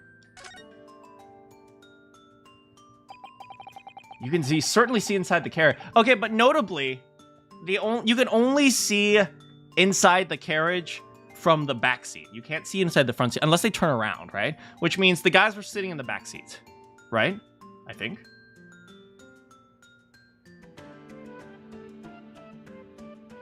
Yeah. Also, how does this work ethically? I guess women wouldn't sit in the in the top. Yeah, women would only sit inside, I suppose. For those of you who are trying to figure out what the heck I'm talking about, there was an ethical situation at MIT where they made a glass roof, and, you know, the glass roof was also supposed to be like a walkway for people, but they realized some women wear dresses. And so when you look up, you can see things. So, long story short, they couldn't make a glass roof. Which is why, you know, ethically, would this just mean that women would sit in the inside, I guess? Maybe.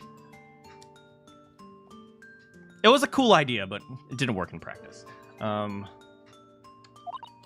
Yes, and there's a lamp enclosed in the cabin. I'm sure the witnesses would have been able to see quite... Well, they would have been able to see that seat, but they wouldn't have been able to see the other seat. I am on case 3. It's not good for us. Can we see inside? How do we see inside? Is there any way to see inside? Here.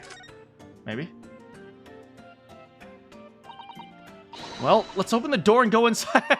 I can imagine in the middle of court, Naruhodo just walks up, opens the door, sits down, and goes to sleep. The scene of a murder. Did I like the name on the back of the omnibus? Oh, I'll have to check. Okay, let me think. Okay, so back here, here's the blood. So I guess Mason Man is sitting here, which is consistent with them saying that they saw the victim dead, right?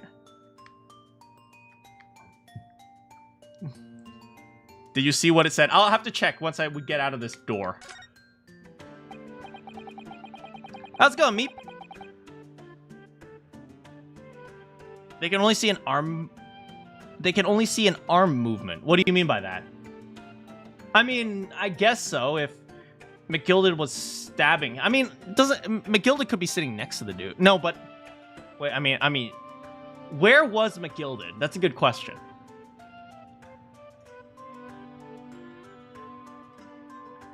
Hold on, so is McGilded just like sleeping next to the guy and then this guy's just stabbed? That's difficult to believe. Was he sleeping across? Wait, where was McGilded? Oh, wait, we'll have to establish all this later. That's a poster for the Great Exhibition that's due to start 6 months. 6 months! A lot of focus being drawn to the Crystal Tower. Oh, the Crystal Tower. It's under construction already, I believe. People all over London must be fizzling with excitement. Fizzling. They are fizzling. Yeah, if we look up, this is the seat that would have been able to see the Mason Man. What's that? Oh no, I think that's just a lantern. Yeah, so this is the front. Right now we're facing front. That's a poster for the Great Exhibition. Oh, that's also a poster? Crystal Tower, yeah. Okay, let's check out the blood.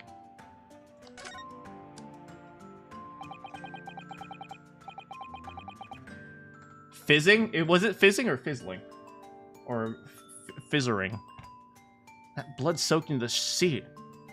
The victim, obviously. That seat would be clearly visible from the roof deck.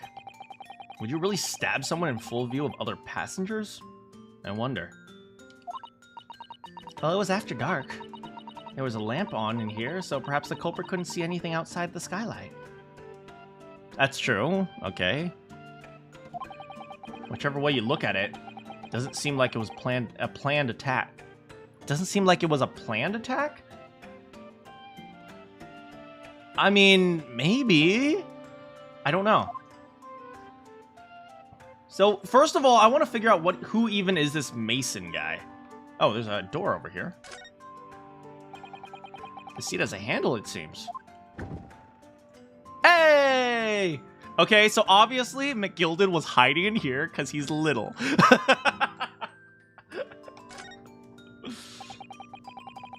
Looks like all sorts of equipment that might be needed to keep the omnibus running. I see, so one of the seats doubles as a storage compartment. I feel like that's going to be important. Maybe the killer could have, like, hid here. Herlock said... Strongheart. Strongheart said this is simple. I doubt it is. No, see? It's simple because our client is rich. And we just need him to bribe the jury. Done. Done. Easy. Feeding tubs. Tools to repair, blankets, horseshoeing tools. So it's a storage compartment for the coachman to keep his things. Doesn't seem to be any space for passengers to stow their luggage, that's for sure. I mean, there seems to be plenty of space. I don't know what you're talking about. Well, I don't imagine it'd be very convenient for that purpose anyway. I mean, it seems okay. I mean, you could probably put like a small bag in there and then take it out later. Okay, someone said look at the back. Phoenix Wright. What? What? What? What? What? What? What?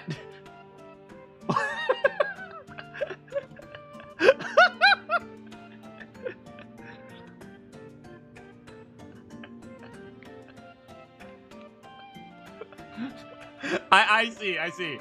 This game originally came out in Japan, right? So, the Japanese probably don't know who the heck Phoenix Wright is because his name is not Phoenix Wright in Japan. Probably. Unless Phoenix invented time travel or something. Maya, we're going back. Hey Maya, we're going back in time. I want to be my great granddad. You saw the JP version? What does it say in the Japanese version? Alright, so we have a reasonable understanding of the omnibus. I think. I thought maybe we would add extra information, but at the very least we have a decent understanding.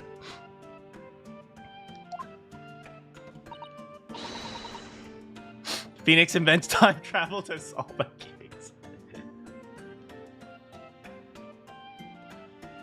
And that was not edited in the... Edited is still Phoenix Wright Omnibus. Yeah, so it makes sense that in the Japanese version, they would say Phoenix Wright Omnibus. Because in Japanese, there's actually no one named Phoenix Wright. Yes, Great Britain is simply extraordinary. How many people were there down in the omnibus? There was... Well, according to the witnesses, there was McGilded, and there was Fired Mason, whatever his name was. And then there was probably some third person who got in, stabbed him, and left really quickly. I mean, that's either got in, stabbed, and left really quickly, or came out of the box, stabbed, and got back into the box, right? It could be, right? If somebody was small enough to fit inside the box, maybe they could have stabbed and then jumped back inside. If McGilda was sleeping. Phoenix goes back in time to give Ryunosuke the law for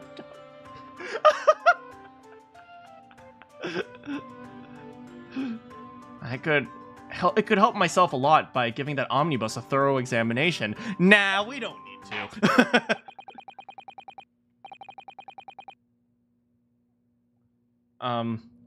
Let's continue with the proceedings. Cross-examination counsel. Pray don't expect this Nipponese stray to understand the intricacies of a British court's cross-examination rights. That was a very long sentence. I ran out of breath. All right. My first cross-examination in a British court.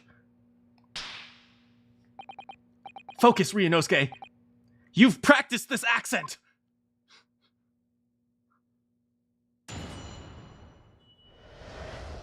What the witness saw. All right, I'm just going to examine everything. And it's the last bus of the... So I had few customers. How much of it do you remember? Hold it! Yes, I think it was some time after 10, was it? Counsel. Counsel, what happened to your voice? I'm just trying to fit into Britain. Well, stop that! No. We gotta give Ryunosuke a terrible British accent. Oh, how much do you remember? Oh. Yes, sir. That's right, sir. Yes, ever so cold, sir. It was freezing, in fact. And you had 4 passengers on board at that time? Is that correct? Yes, sir. That's right, sir. Not all traveling in the same parts of the bus, of course. No. There were no other passengers when the incident took place. No one alighted, for example. Alighted? Does alighted mean left, right? You're quite right with that, sir. No other passengers like that. No, none. So, nobody fled the scene of the crime. I have to say, the boss insists on running things, he does. Every evening. Last bus of the day. But I do wonder sometimes if it's altogether worthwhile. Sorry to say. Wait, what did he say? I have to say the boss insists on it running. He does every evening. That last bus of the day. Oh, maybe because he doesn't get very many passengers, very many customers? What do you mean by that? Well, with it being so cold and everything, only making 20 pence on the run, you see. I spent that much at the pub on the way home just trying to warm up again. Oh, poor guy. What is 20 pence in pounds? I don't know. In guineas. What is 20 pence in guineas? The victim and the man accused of killing him were sat next to each other inside the bus. Wait. Go back. No, go back. There we go. Hold it! A pence is akin to pennies. 20 pennies. I mean, that's probably enough for like half a meal in this era. I don't know, maybe? I mean, in the 1920s, 20 cents was a cheeseburger. So... it might be a meal. Essentially 1 meal, maybe. Half a meal, maybe. And you saw them through the skylight on the roof in the carriage. That's right. That's right. When you sit up on the top deck, the window's right there at your feet. Right, he can afford like half a cheeseburger, essentially. There was a lamp on the inside. I had a pretty good view.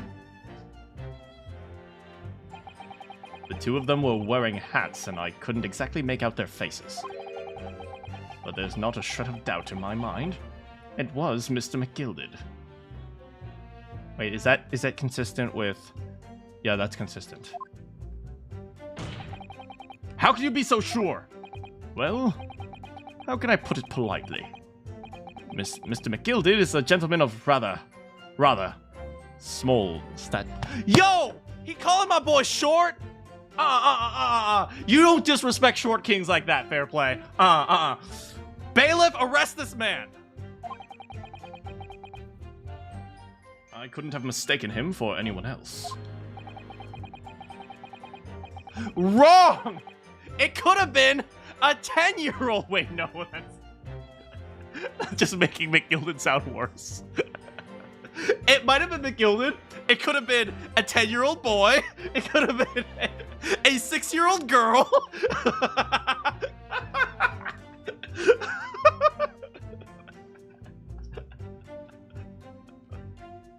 Stop it there, laddie! You're ruining my reputation!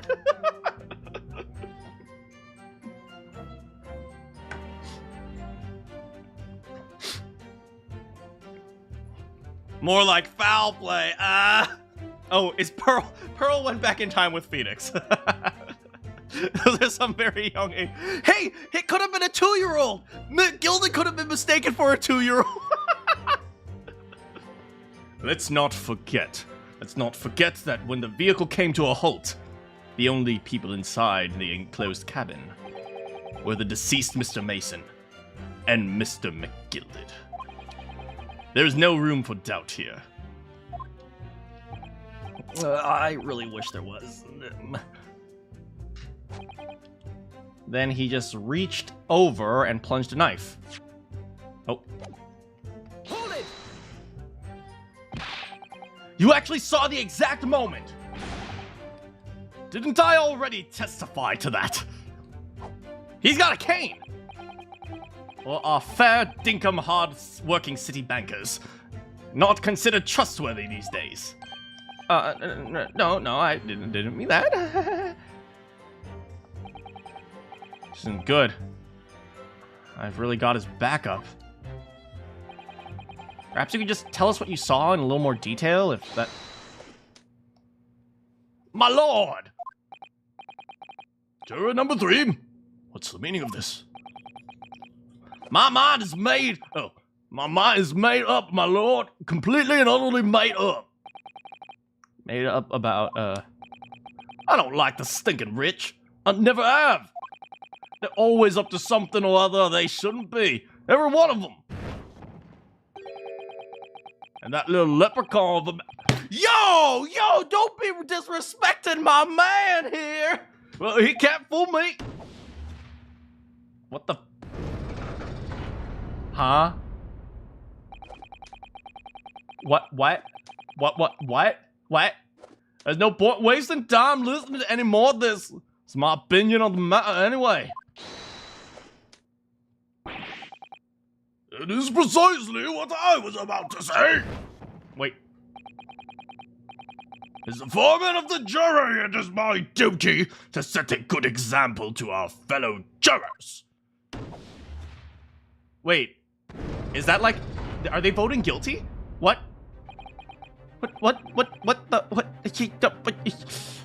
Hey, I called him a leprechaun? Yeah, but I'm allowed to call my boy a leprechaun. Not you. Did we lose? Did I already lose? It seems that's how members of the jury give their verdicts. They throw fire at people. With fire? Apparently, yes. They literally throw fire. Yo, I want to be part of the jury. Guilty! As the 6 members of the jury make up their mind about the case, one by one, they each cast a ball of fire into the great scales of justice. So if those enormous scales fall completely to the black side, does that?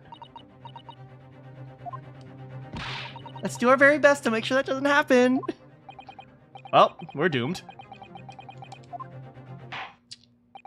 Very well. The court acknowledges the change in the jury's stance. Imagine the grandma. She sets her knitting on fire. Guilty! This is a nightmare. Also, is the jury just allowed to interrupt court proceedings like that? What the frick?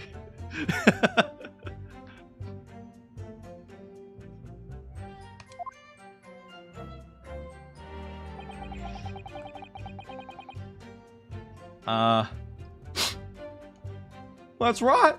He stabbed him. I screamed at it. I couldn't help it. No, not that. Hold it! It's called 1800s. No one cares.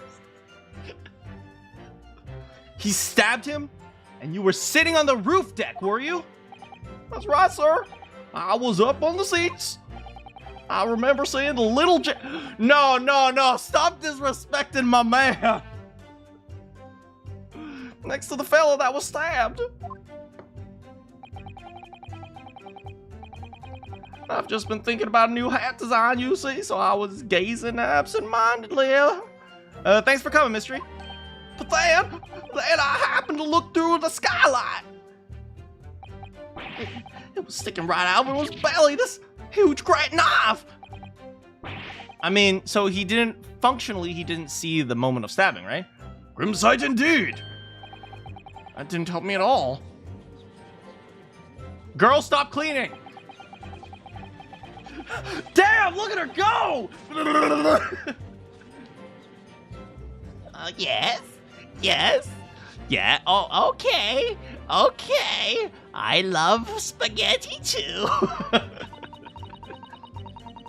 That appears to have made everyone even more dubious that Mr. McGilded is telling the truth. If only we had some evidence to counter their suspicions. We've literally been here for like 20 minutes. Mr. First. Yes, sir. Is this the knife you saw? Oh, good grief. Yeah, that's the very one. Is that? Yes, counsel. This is the blade that was driven into the victim's belly like a stake through the heart. Is that a blade of considerable size, counsel? It is. And furthermore, the scabbard is emblazoned prominently with a certain initial. The letter M, which seems oddly familiar. It's a W for Whackdonald's. Yeah, we're doomed. Please, no. M for Magnus or McGilded, possibly. Take your pick. It seems this particular big name in London made a magnificent mistake. Objection! Oh, Ryunosuke is losing confidence, but there are M's everywhere! like in Mason! Oh, good counter. Objection! This blade is far too extravagant for a poor brickmaker to have owned. No, this weapon of murder almost certainly belongs to the accused. Not conclusive, but certainly compelling, counsel. Alright, let's examine the knife. My lord, if you'll forgive the intruder. No! No! Juror number 2, I loved you! Juror number 2, go on. No, she get the... McGilded is a pillar of society and a gentleman. And a gentleman's words should be sacrosanct. However...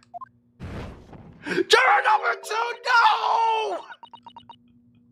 Those of us in service, we must know we accept hard truth. Dispose of the rubbish. No! My heart is broken. I don't wish to cause offense, but I do like to eradicate all traces of filth and grime.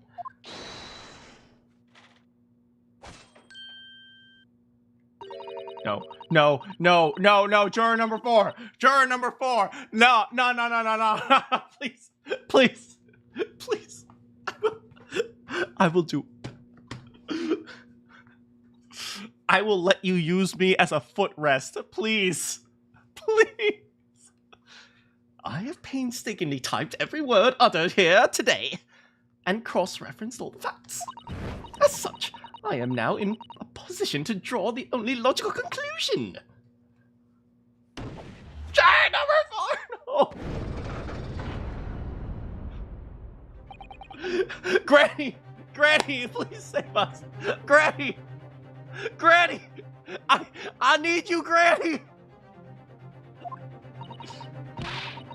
That's 4 out of the 6 jury members. There are only 2 left. We've had it. Every time I press the witnesses for more information, they just make the situation worse. Nevertheless, what we need more than anything at this moment is more information. We're very much in the dark. I suppose I'll just have to keep pressing the witnesses, knowing that... Oh, God! Oh, God! Am I pressing the wrong statements? I don't know! Don't give up hope, Ryunosuke! Alright, I'll keep trying. I shan't give up. I shan't. I shan't? I shan't give up. Is shan't even a British word? Just keep calm. Just keep calm and listen. Hold on, hold on. We need to do some examination. Okay. Where's the M? See, it's a W! It's clearly a W! No, no, it's clearly an M. An ornate letter M. Undeniably, Mr. Magnus McGilded. Oh, and it's beautifully gilded, too. It must be very valuable. Ah, what is it? Look at this M. If you turn it upside down, yes, yes, yes, let's do it. A W. Yes, yes. This is one of those, you know, turnabout cases. I'm sure of it. I'm afraid I don't know at all. But what I'm sure of is that this is an M. Dang it! Oh, well, that was quickly quashed. I'm as smart as Ryunosuke. Take off the knife. That part is the sheath, isn't it? Are you alright, Mr. Naruhodo? Oh, sorry. Yeah, I just don't really like blades. That was not a W. Get out! Hello, Arcade. Those don't seem like the words of a man with a large katana slung from his waist. That's my best friend's soul, okay? I carry it with me. Anyway, there's no sense in delaying it. Let's see what the blade looks like. Well, there's the blood. We found it. That looks like a lot of blood. Surely is. The victims. An Englishman's blood looks a lot like a Japanese man's blood. See, it doesn't matter what we look like on the outside. What matters is what's on the inside. Blood, and it's all red. Did you think it wouldn't? Sorry, it's just that we've only arrived here in Great Britain. I haven't had the chance to stab any Englishmen. I'm finding it a little hard to adjust. I do understand. Is that it?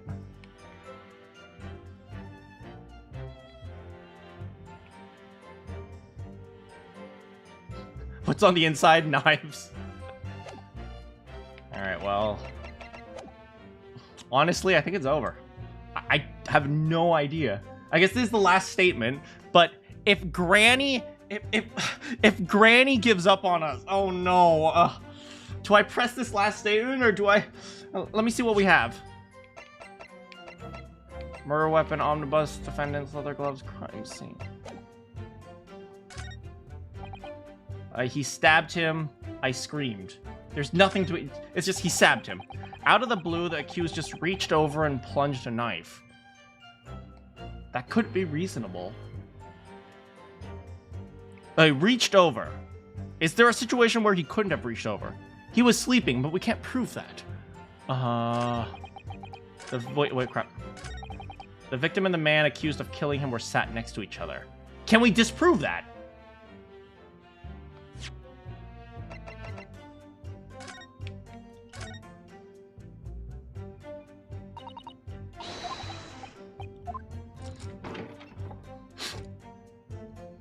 Okay, his claim is that he was here, I was here.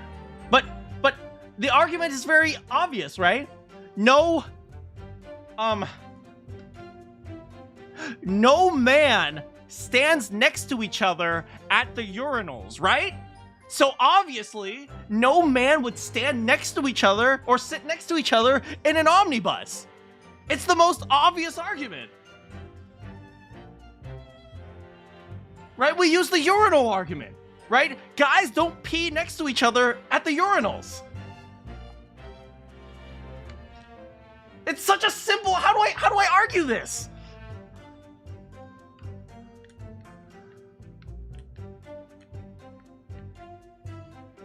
How do I argue this?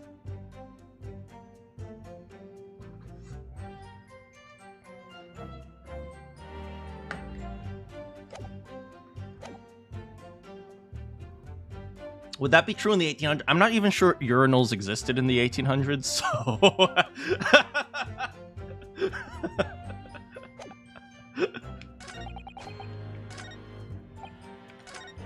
Okay, I'm gonna risk it. I'm gonna press him.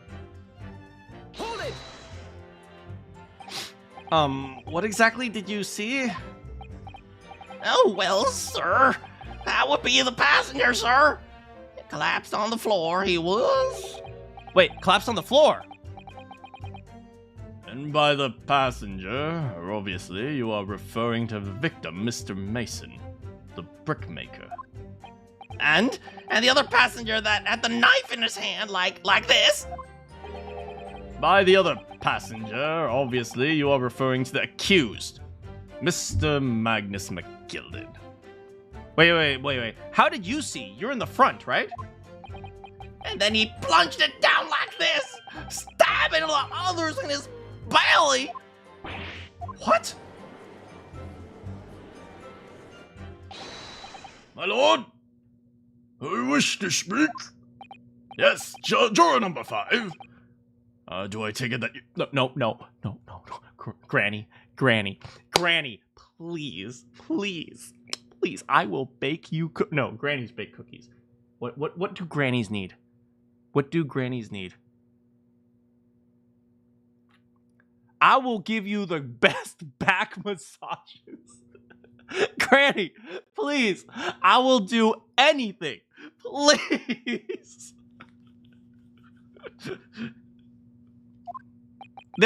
I will shovel your driveway. Yes. It's the master of the London Guild of Coachmen. Oh, he's the master of the London Guild of Coachmen? I don't think he shouldn't be on this jury. He has a personal investment. Shouldn't they not have him on the jury? But what? Huh? Well, whatever. Granny go to throw down the knit and needle. The idea of a murder being committed in one of the city's carriages is utterly abhorrent to me.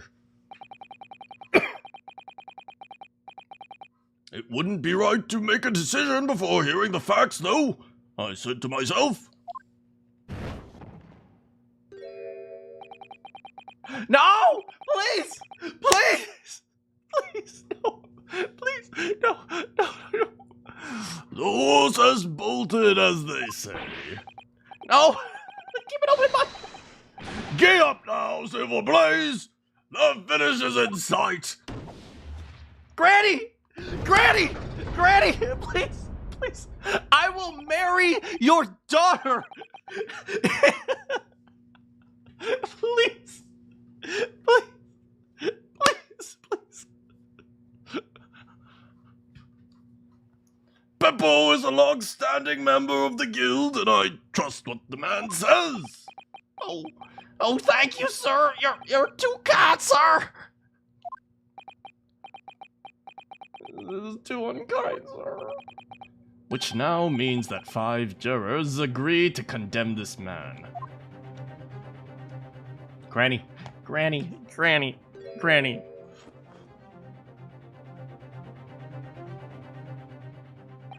Madam Juror number 6. Yes, dear. What can I do for you? Give me a not guilty, please. I will shower you. I will make it rain, girl. Girl, I will make it rain. I'm gonna make it hail, girl. Just whatever. You have heard the testimonies of the witnesses in the stand.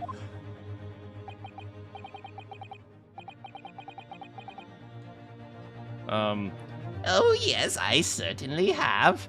Still got my hearing. You know, and you, do you know what else you've got? You've got your looks, girl. Girl, I gotta tell you, you are just, dang, at that age, you are so beautiful. And do you know what beautiful women do? They tell people that they're not guilty, because beautiful ladies are always the kind to short kings, right? It's just... Then, I give you the voices. Then pray tell. Why are you yet to pronounce your leaning? Well, dear, the thing is, I'm a creature of habit, me. I always go to the park at around this time of day and sit on a nice bench and get on with my... That's right. McGilded funded the park. Isn't he such a kind and generous soul that cares about the community?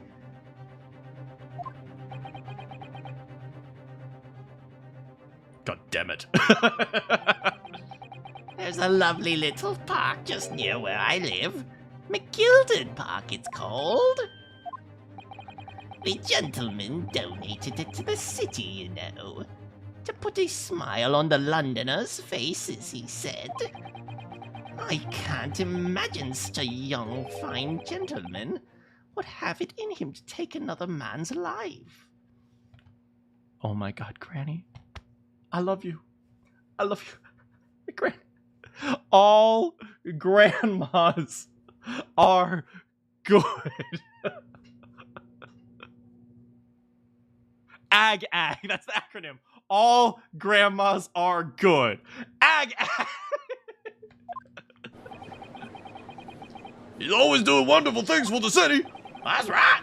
A man like that wouldn't stab someone, surely. Why is everyone here from the South? Let's go to the McGilded Public Library later and borrow some books, Mother. How many Londoners live with their heads in the clouds? Do you people not know? What kind of a man Magnus McGilded really is? He's a good man. He's a good man who cares about the people.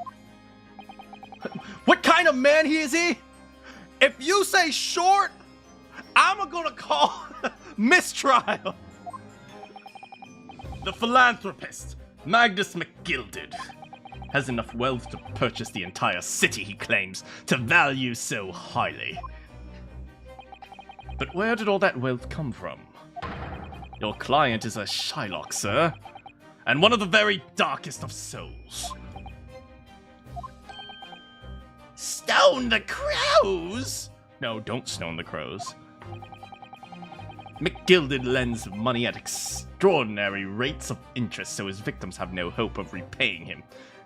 Okay, loan sharking is unethical, but fundamentally not illegal. Is loan sharking illegal? No. In theory, loan sharking is not illegal. Now, beating people up or like assaulting people if they don't pay the money, that's illegal, right? But fundamentally, loaning someone at an extortionate rate, and forcing them to pay back, and when they don't pay back, like, foreclosing their house or taking ownership of their property, that's not illegal. That is not illegal. I don't care. You could say that maybe you could say maybe that, oh, maybe he should be a little bit more considerate. But remember, he's just loaning money to people who need it, right? I'm just saying, he's just helping the poor. If they can't pay back, he's giving them the opportunity to pay back with their house, right?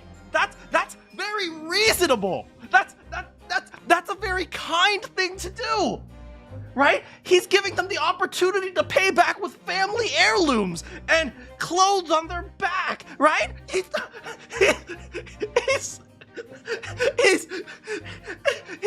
is an upstanding citizen.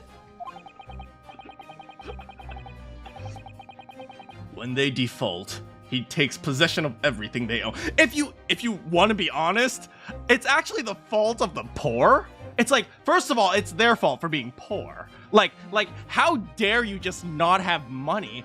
Do you want to blame Mr. McGilded for that? No.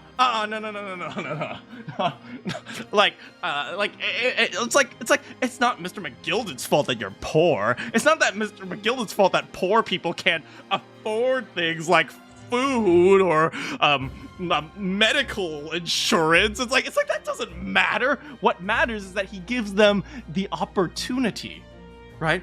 McGilded is a man of opportunity.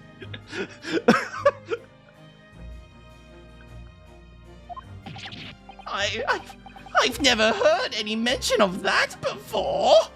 I mean, come on, let's be real here, right? It's the poor person's fault for taking the loan in the first place, right? It's not his fault. He's just offering the loan. You can deny it if you don't want it. Your faculties haven't deserted you, I'm sure, madam. So, has this thought not crossed your mind? Would a man wealthy enough to buy London in its entirety not have a carriage of his own? Because he supports the public works, obviously, right? It's like, you know, all those people who are going around with their public carriages. Think about the maintenance and the upkeep and how terrible that is for the environment. Horses pooping everywhere? No. He uses the public horse because it's much more efficient for the environment. Think about how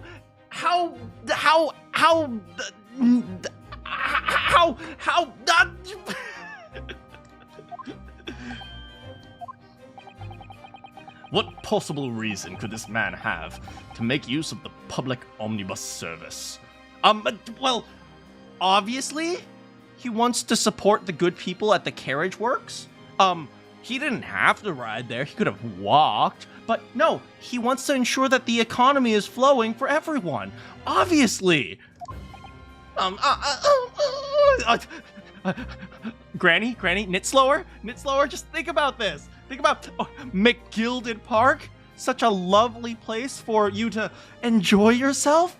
Who funded that? Who funded the library where your grandson checks out books? Think about that. Who is going to keep your grandson alive when McGilded is voted guilty? Think about that, Granny. You're not saying that.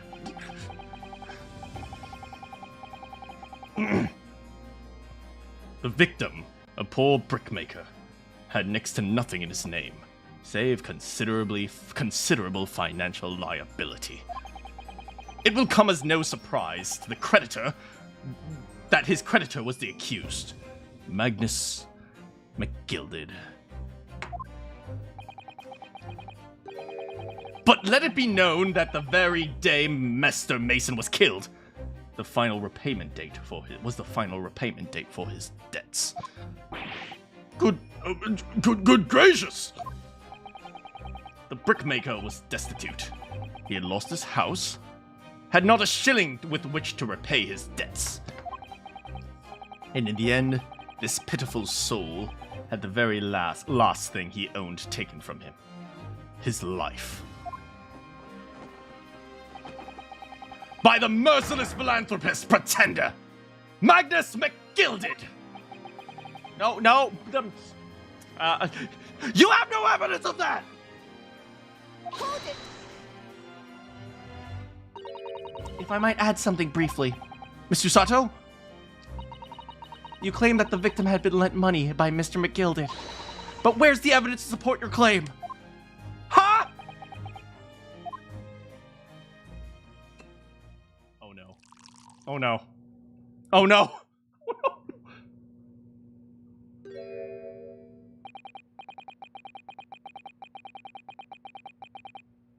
Pray forgive the discourtesy of filling my hallowed chalice in the court of law. Aha! There it is! Lord Van Zink's hallowed chalice!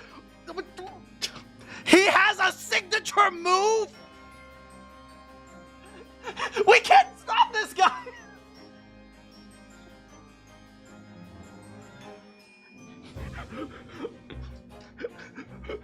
He's too powerful!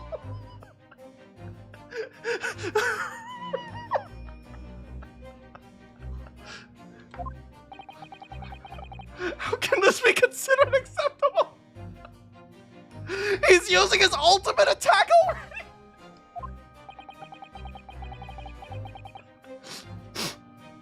But I find myself in unexpectedly good humor. It's like a well-known thing. This is where the MC's theme starts playing. Yes, apparently the main character is Lord Von Zieks. I heard ladies from the Far East could show great courage, but I didn't expect to experience it myself. Oh, well, thank you. You're very beautiful and, Susanoo, stop! As a judicial assistant to the defense, I'm doing my job. What a pity that your display of courage is in vain. This is the debtor's ledge, which details all monies loaned by the accused. You will find the victim's name clearly recorded on the inside. Oh. Allow me to present this ledger as evidence. Granny, remember this.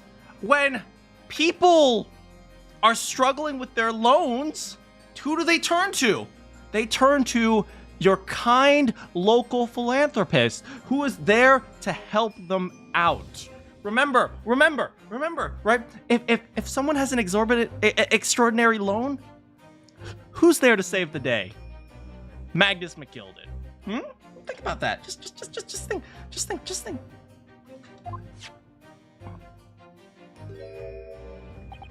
And pray forgive the discourtesy of raising my chalice and toast to the enigmatic East at the same time.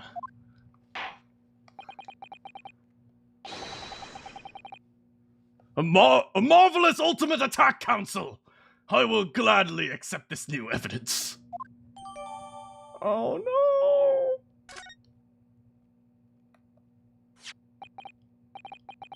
20 guineas. All right, we gotta examine.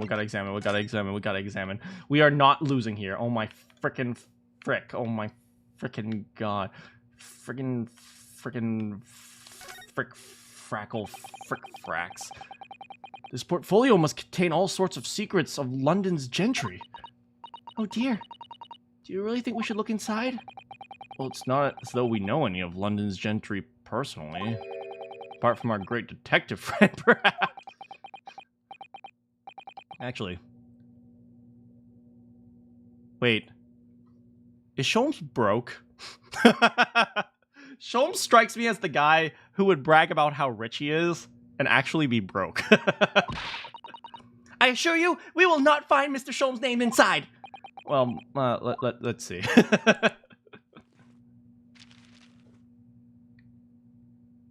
Okay. It's crammed full of gentlemen's names, isn't it? Suppose they're probably not all gentlemen, are they? They might be rough men. I'm sorry. I'm so sorry. I'm so sorry. You guys didn't deserve that. After all, not everyone in this country is well off. Goodness! What is it? Look at this! Do you see the name here?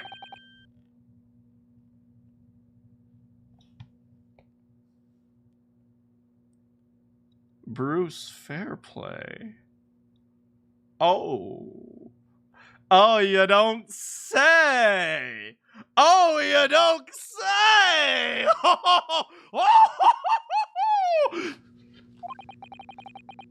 Should that mean something to me? It does sound a little strangely familiar, actually. The witness testifying at this very moment! Yes, of course, the banker! Why is his name here? He borrowed 20 so he might have a reason to send McGilded to jail. Oh, maybe the good philanthropist is actually, good. Granny? Don't worry. Your grandson is safe with me. The repayment date is fast approaching. It's possible that it's just a coincidence, of course, but this could be useful information. Yes, blackmail.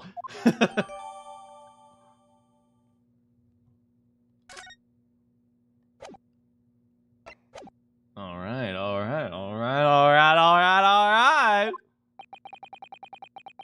And the accused made a quite certain he had ample recompense. Granny,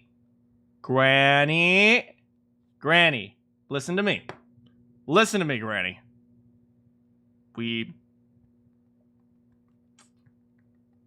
Does this young Eastern gentleman look like someone that would lie to you? Come on.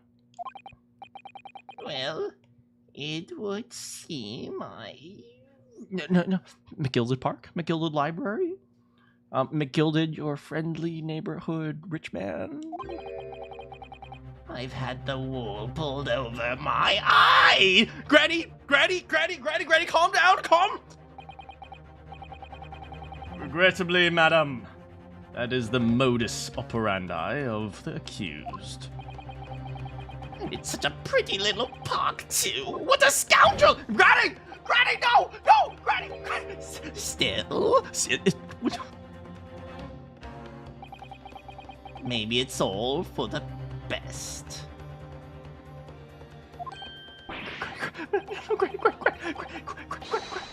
I don't stand for nonsense. Granny, no!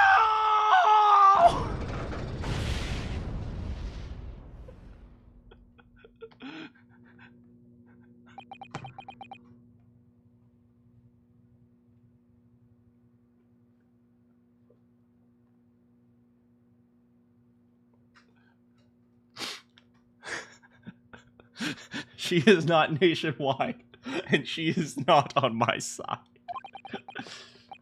That was the last juror's decision.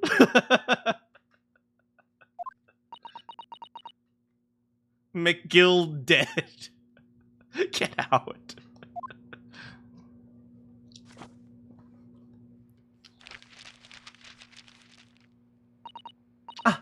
According to this Encyclopedia of British Law, when all members of the jury have concluded that the defendant is guilty. Yes. Poll the jury. Okay. Good. Oh, wait. First, we are going to put up a great closing argument talking about how, and then we just need to poll the jury. We just need to get, we need to get Granny back on our side. Okay. Court proceedings are suspended, and the presiding judge will deliver a final verdict and sentencing. That's what it says. Final verdict. It's over then. Susato's book is Victorian era Google. Yeah. Oh! There's a footnote though! No one reads the fine print. That's why no one has ever beaten the Reaper. Has anyone ever beaten the Reaper? I don't actually know what the statistics are. But that is why no one has ever beaten the Reaper, because no one reads the fine print. However, the defense... Nope, no. All 6 members of the jury are now in agreement.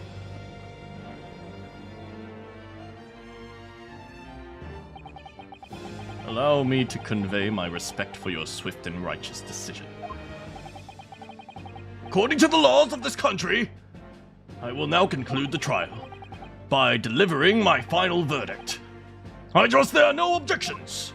Objection.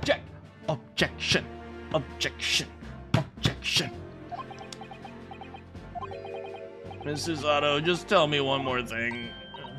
Yeah? You were in the middle of saying something. The footnote. However, the defense. What did it say? Oh, yes, of course. When all members of the jury have concluded that the defendant is guilty, court proceedings are done, and the judge will deliver the verdict. And then the footnote says, however, the defense has the right to demand a summation examination of the juror. What? A summation examination? Huh? Huh?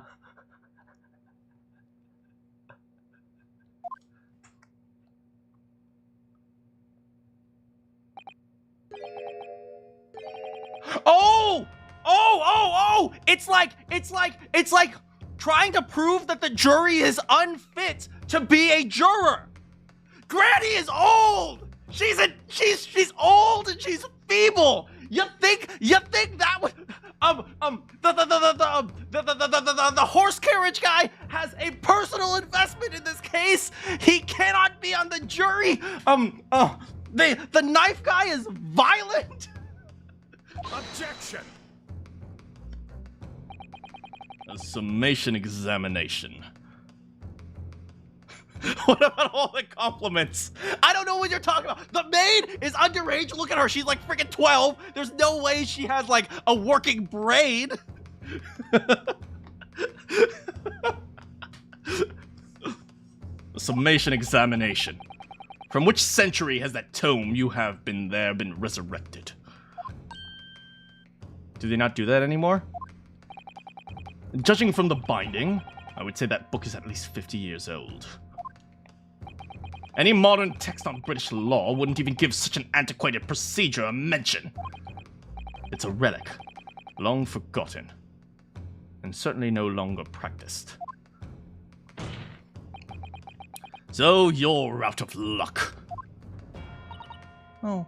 Well, do we have a right? Do we have a right to call out the jury for being dumb? It doesn't matter if it's not practiced anymore. As long as we have the right, we can invoke it. Is that how British law works? I have no idea how British common law works. Please, someone help me here. What even is it, Miss Susato? This so-called summation examination. One moment, I'll read about it. Right, we're examining the jury for being dumb, for being idiots, right? Right? Obviously. It depends on the judge. You know, fair enough. That's pretty much the rule for everything. You would demand the rights to a procedure before even understanding what it entails. Typical Nippon. That is racist? Excuse me? All right, Mr. Naruhodo. I think I understand. It seems that under this procedure, we'd be able to appeal to the members of the jury. Granny, you are looking beautiful. I think you are one of the smartest people here, so obviously, as a smart person, make the right choice, okay? Oh, the maid, did I say 12-year-olds can't make decisions? I meant 12-year-olds are some of the smartest people.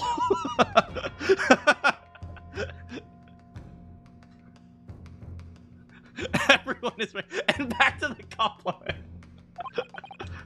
To do what exactly? Appeal to them. Change their leading and reverse it. Okay, so this was very opposite from what I thought. I thought we were just gonna kick them all out. If successful, the proceedings of the trial must be resumed. Make them reverse their decisions? Huh? Yes! In times gone by, barristers would use a summation examination to attempt to influence the jury's decision.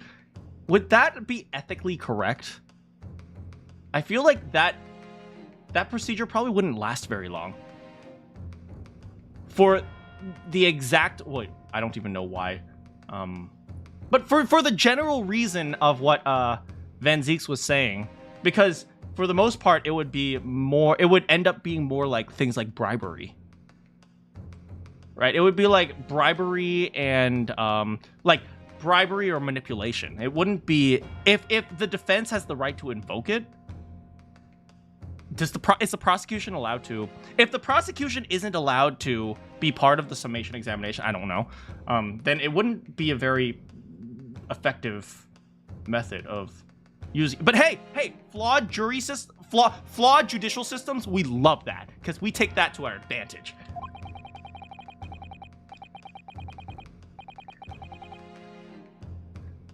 But that procedure has been something of a formality with no practical benefit, really. So it rather fell out of use. I wonder why. Because it was devoid of purpose. Changing just one member of the jury's mind would be hard enough, let alone several.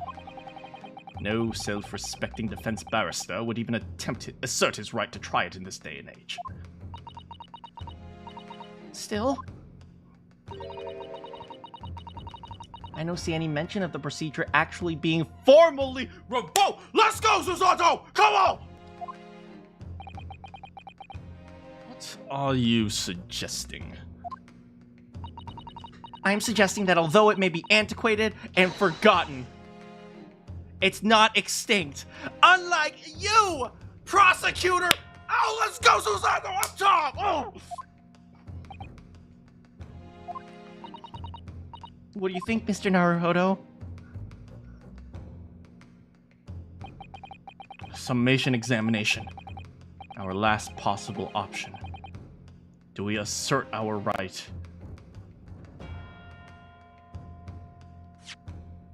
Do we assert our right to a summation examination? Find out next time.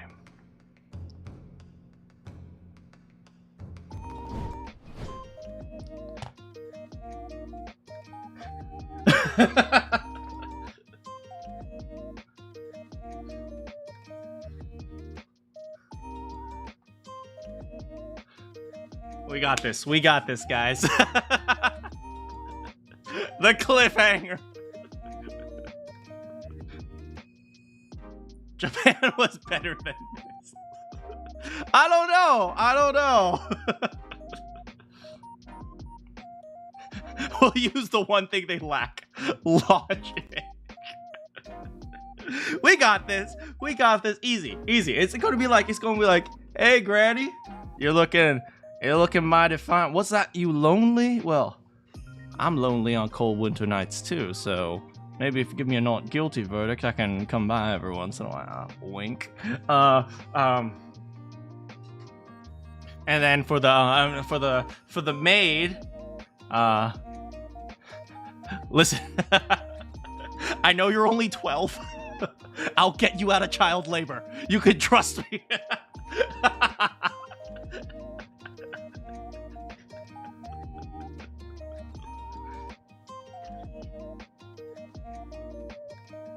Yeah, there's no chance such a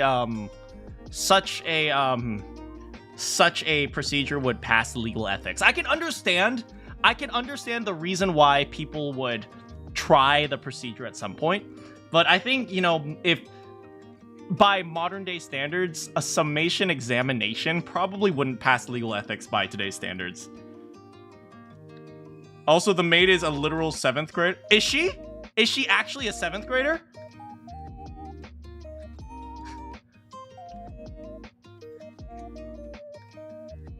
I'm actually gonna look this up. Made jury. You know, speaking of jury, I have jury duty tomorrow.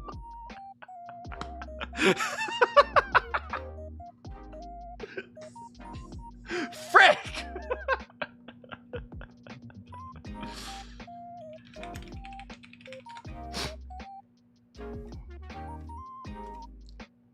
I actually do have jury duty tomorrow.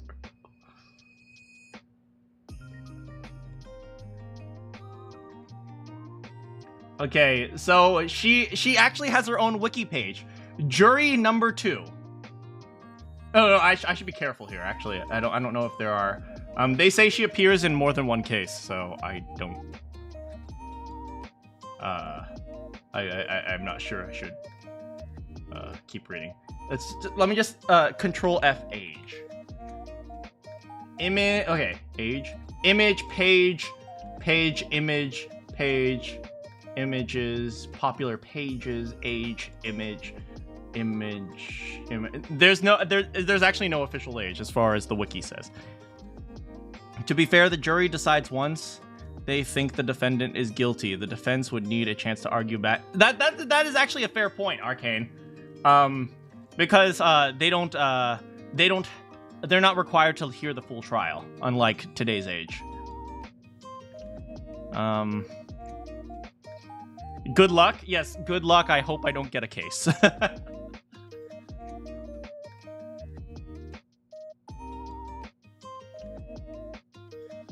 Am I gonna throw fire at them?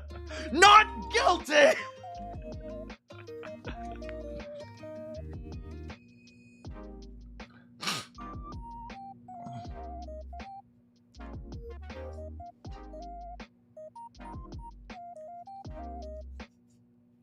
Yeah, but I actually have the jury summons right in front of me. I actually postponed it once and I forgot. And I actually checked it today. I was like, oh crap, I have jury duty tomorrow. But I mostly work online, so I don't have to necessarily call in sick or like call in jury duty for work. Even though in theory I should. Maybe I should, but whatever. I'm just probably going to just do work while I'm waiting for a jury case. And hopefully there are no cases. And then if there is a case, I'll just say I can't participate in the jury summons, because that would affect my income for my ability to live. And I'll quote the fact that I am a voice actor and work on gigs instead of an engineer, because in theory I have 2 jobs right now, but...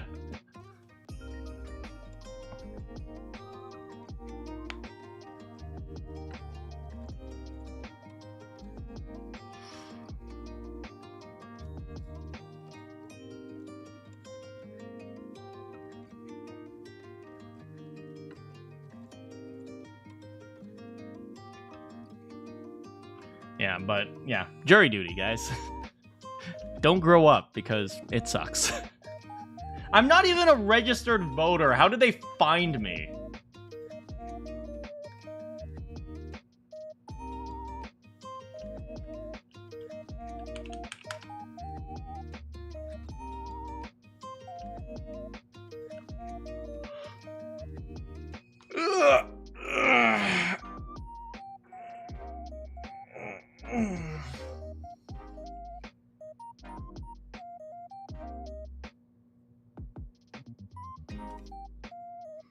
I get to experience live action Phoenix. Unfortunately, live action Phoenix Wright is not that interesting. They thought they were doing the freaking live action shoot of Ace Attorney Chronicles, and they need me to be juror number 4 or something.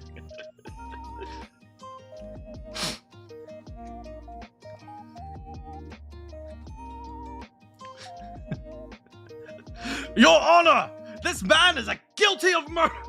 Sir, this is a jaywalking case.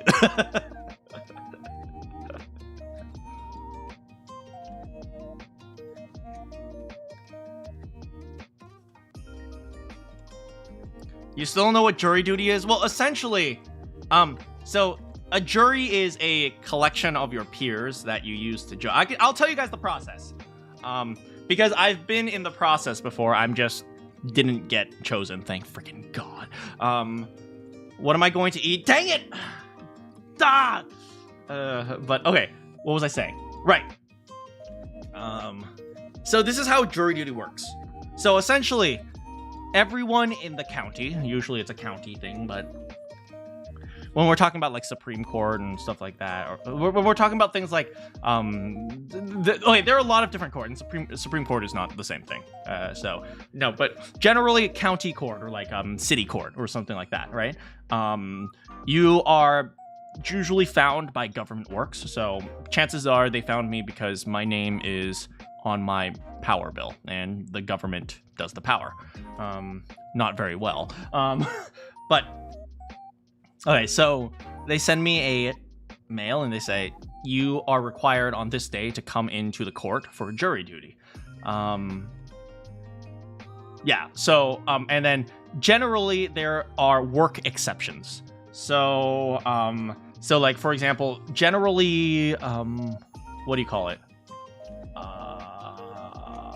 Your workplace is generally required to pay you for jury duty. Now, for example, some people work for themselves. So some people are self-employed, so you can't really do that. But, maybe I should quote self-employed. Huh. Anyway, that's me trying to be a legal butthead. But, anyway, okay. So, you go into the courtroom, and they put all the jurors in a room. And so, after they put all the jurors in a room, you wait to see if there are any trials that are going to be happening within today or the next few days. And they tell you, okay, and then they pick out the jurors, supposedly at random, or supposedly the best fitting jurors. There's like a whole bunch of different mumbo jumbo. But long story short, if there is a trial, they pick out the jurors, and then they tell the jurors to that they will be interviewed by the counsel, so the defense and the prosecution. And the defense and the prosecution will ask them questions like, if it's a gun case, it's like, how do you feel about gun control? If it's like a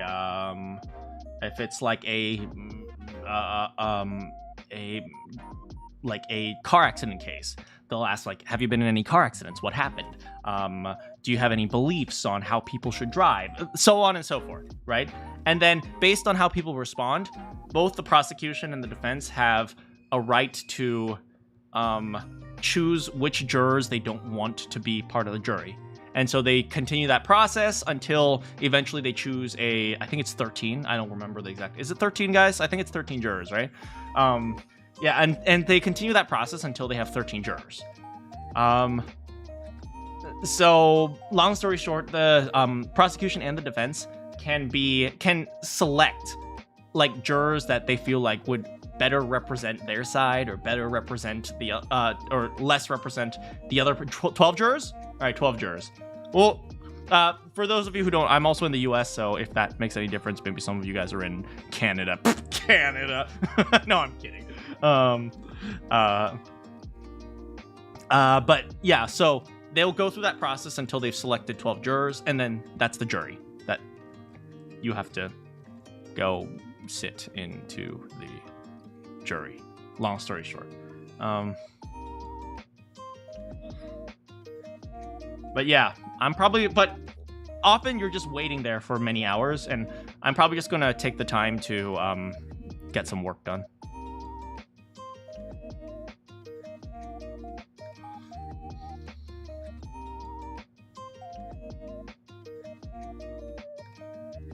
But yeah, people generally don't like jury duty because usually, like, most cases in the jury are not fun or interesting.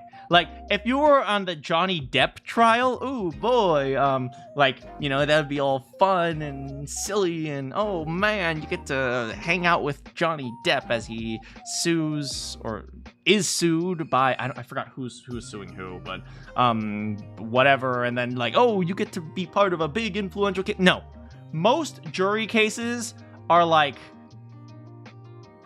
this guy punched me. Is that true? Well, we have video evidence that he punched him. So, is he guilty or not?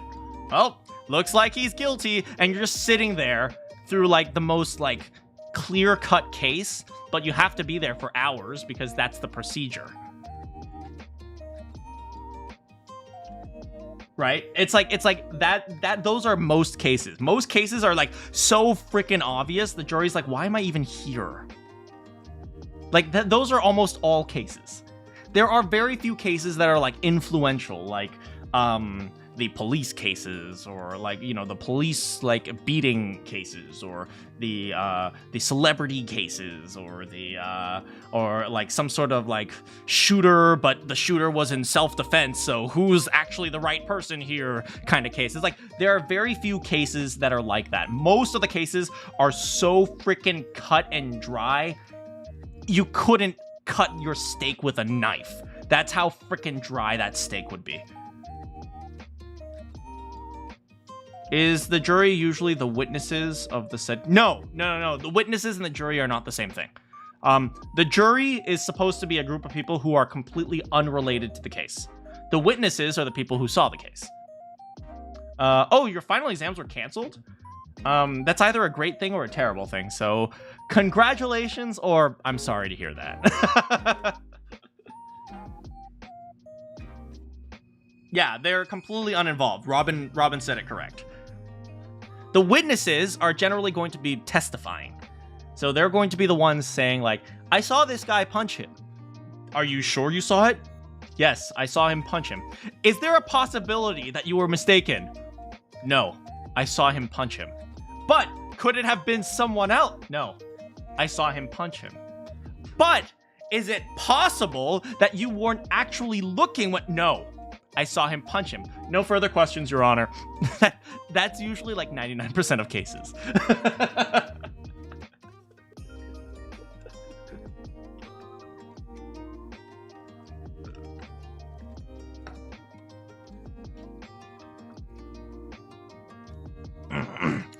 This is a video that shows my client punching the victim. Is that correct? Yes, that's correct.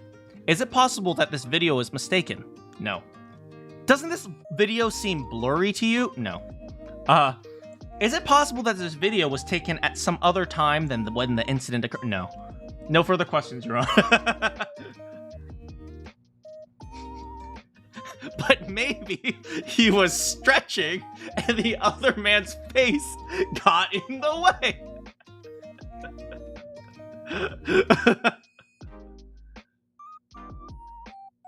Do you think being a homicide detective took a toll on Gumshoe? I actually know someone who's a detective, and I can tell you absolutely it probably took a toll on him. And now not in fictional, and like in the actual world. In the actual world, yeah, I can imagine that. Like seeing, like, often, you know, I know that a lot of cops become very kind of like emotionless or like emotionally stagnant because they're constantly seeing these things, and they develop a very dark sense of humor. And this is one of those things where if you guys there was a video of some woman filming her surgeon, like saying mean things about her, like, oh man, she's fat or something like that. And some people have also filmed like cops, like in private, saying inappropriate things like, oh god, that victim, she's such a fatty or something like that. And then they're like, oh well, cops shouldn't act like that. It's like, sure, or like surgeons in that case, like surgeons shouldn't act like that. It's like, yes, sure, but they also have some of the most stressful freaking jobs ever. So it's like they develop these senses of humor so they can get through the day. So like something like a surgeon who calls his like his victim, not victim, the surgeon who calls his next patient fat or something like that, like, haha, she's so fat or something like that. Generally, he's doing that not because he's actually calling them fat, but to calm himself down because he's about to cut this woman open. So it's like they have to like develop some way to deal with the stress of the fact that every single moment his patient could die. So very often when you see like these guys like making inappropriate jokes or saying inappropriate things, often it's because it's like those are usually the people who are have such freaking stressful jobs that that's all they have in order to survive. So it's like usually when I when people say things like, oh, well, I filmed the surgeon, it was saying inappropriate things, and the news is like, oh, how awful that the surgeon was like that. It's like, you want to do operations on this woman? Go for it. But it's like, usually, like, generally people have an inability to see it from the actual operator's eyes, the operator being the person with the job. So I generally, when people say things like, oh, do they make dark jokes, or sometimes they make inappropriate jokes, or they say like things take a toll on them, or like they become emotionally like in bad situations. It's like, yeah, probably. But, you know, you have to understand that, what is it? Like, they are also, you know, they also have a job to do, and they need to figure out how to do it. So I generally think that the people who secretly film their surgeons say mean things about them is just ridiculous. It's like, okay, perform surgery on yourself then.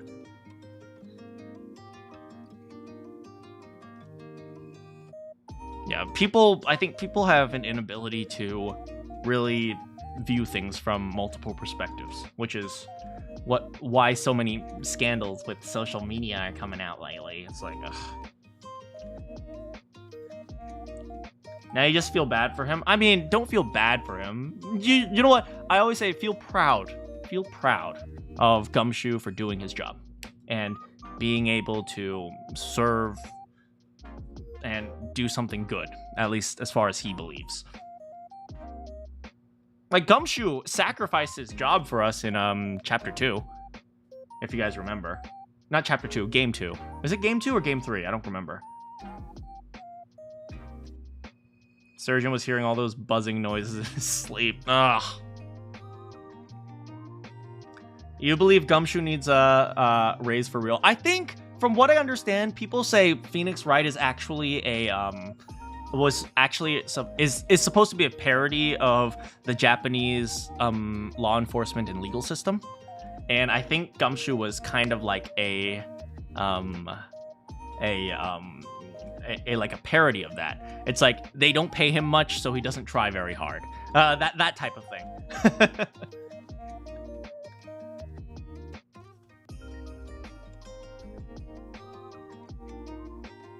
Yeah, from what I understand.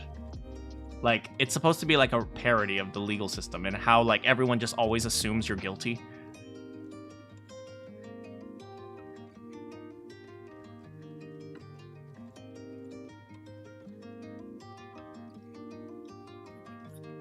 Yeah, but if you guys remember, like, Gumshoe, like, really is like, oh, well, now I'm gonna do this. Oh, I guess I gotta do that. But, like, he also, like, really goes out of his way to help Phoenix and Maya. So I like that. Just caught the end. Hello! Thanks so much for coming, Kioma. Yeah, but he goes out of his way to help out his friends. Which is funny because, you know, starting out, we weren't really his friends. And, like, we develop a relationship with him, which is freaking great. Hi, Rainbow.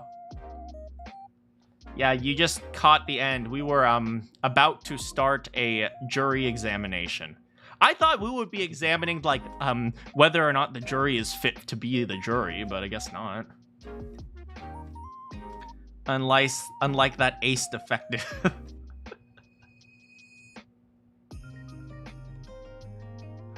Gumshoe is what we call a catch-22. He does not get paid enough, so he doesn't try hard, but then he doesn't get paid because he doesn't try. Yeah.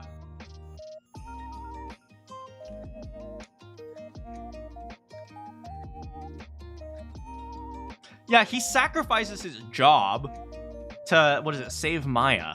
Is that the one where Maya gets kidnapped, where he gets fired from his job?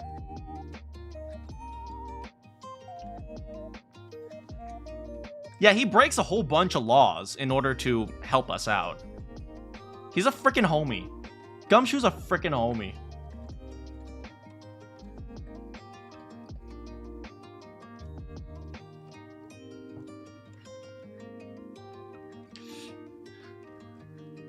Freaking Shaw, brah.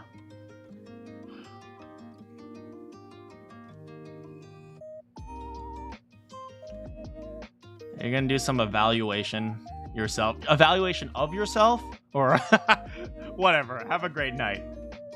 He also works his butt off in game 3. That might be a spoil. I mean, he does work pretty hard. I mean, you see him working pretty hard very often.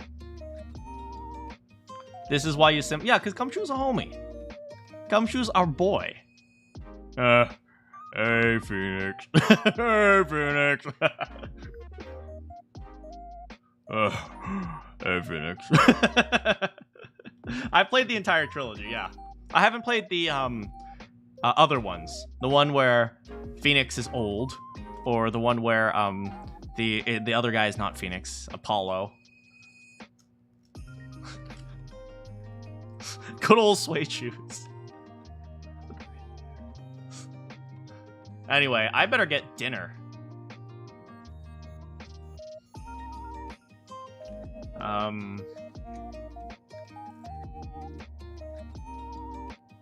Yeah. Time to get dinner. And then there's another girl, right? Isn't there like a forensic psychologist who joins them at some point? I forgot.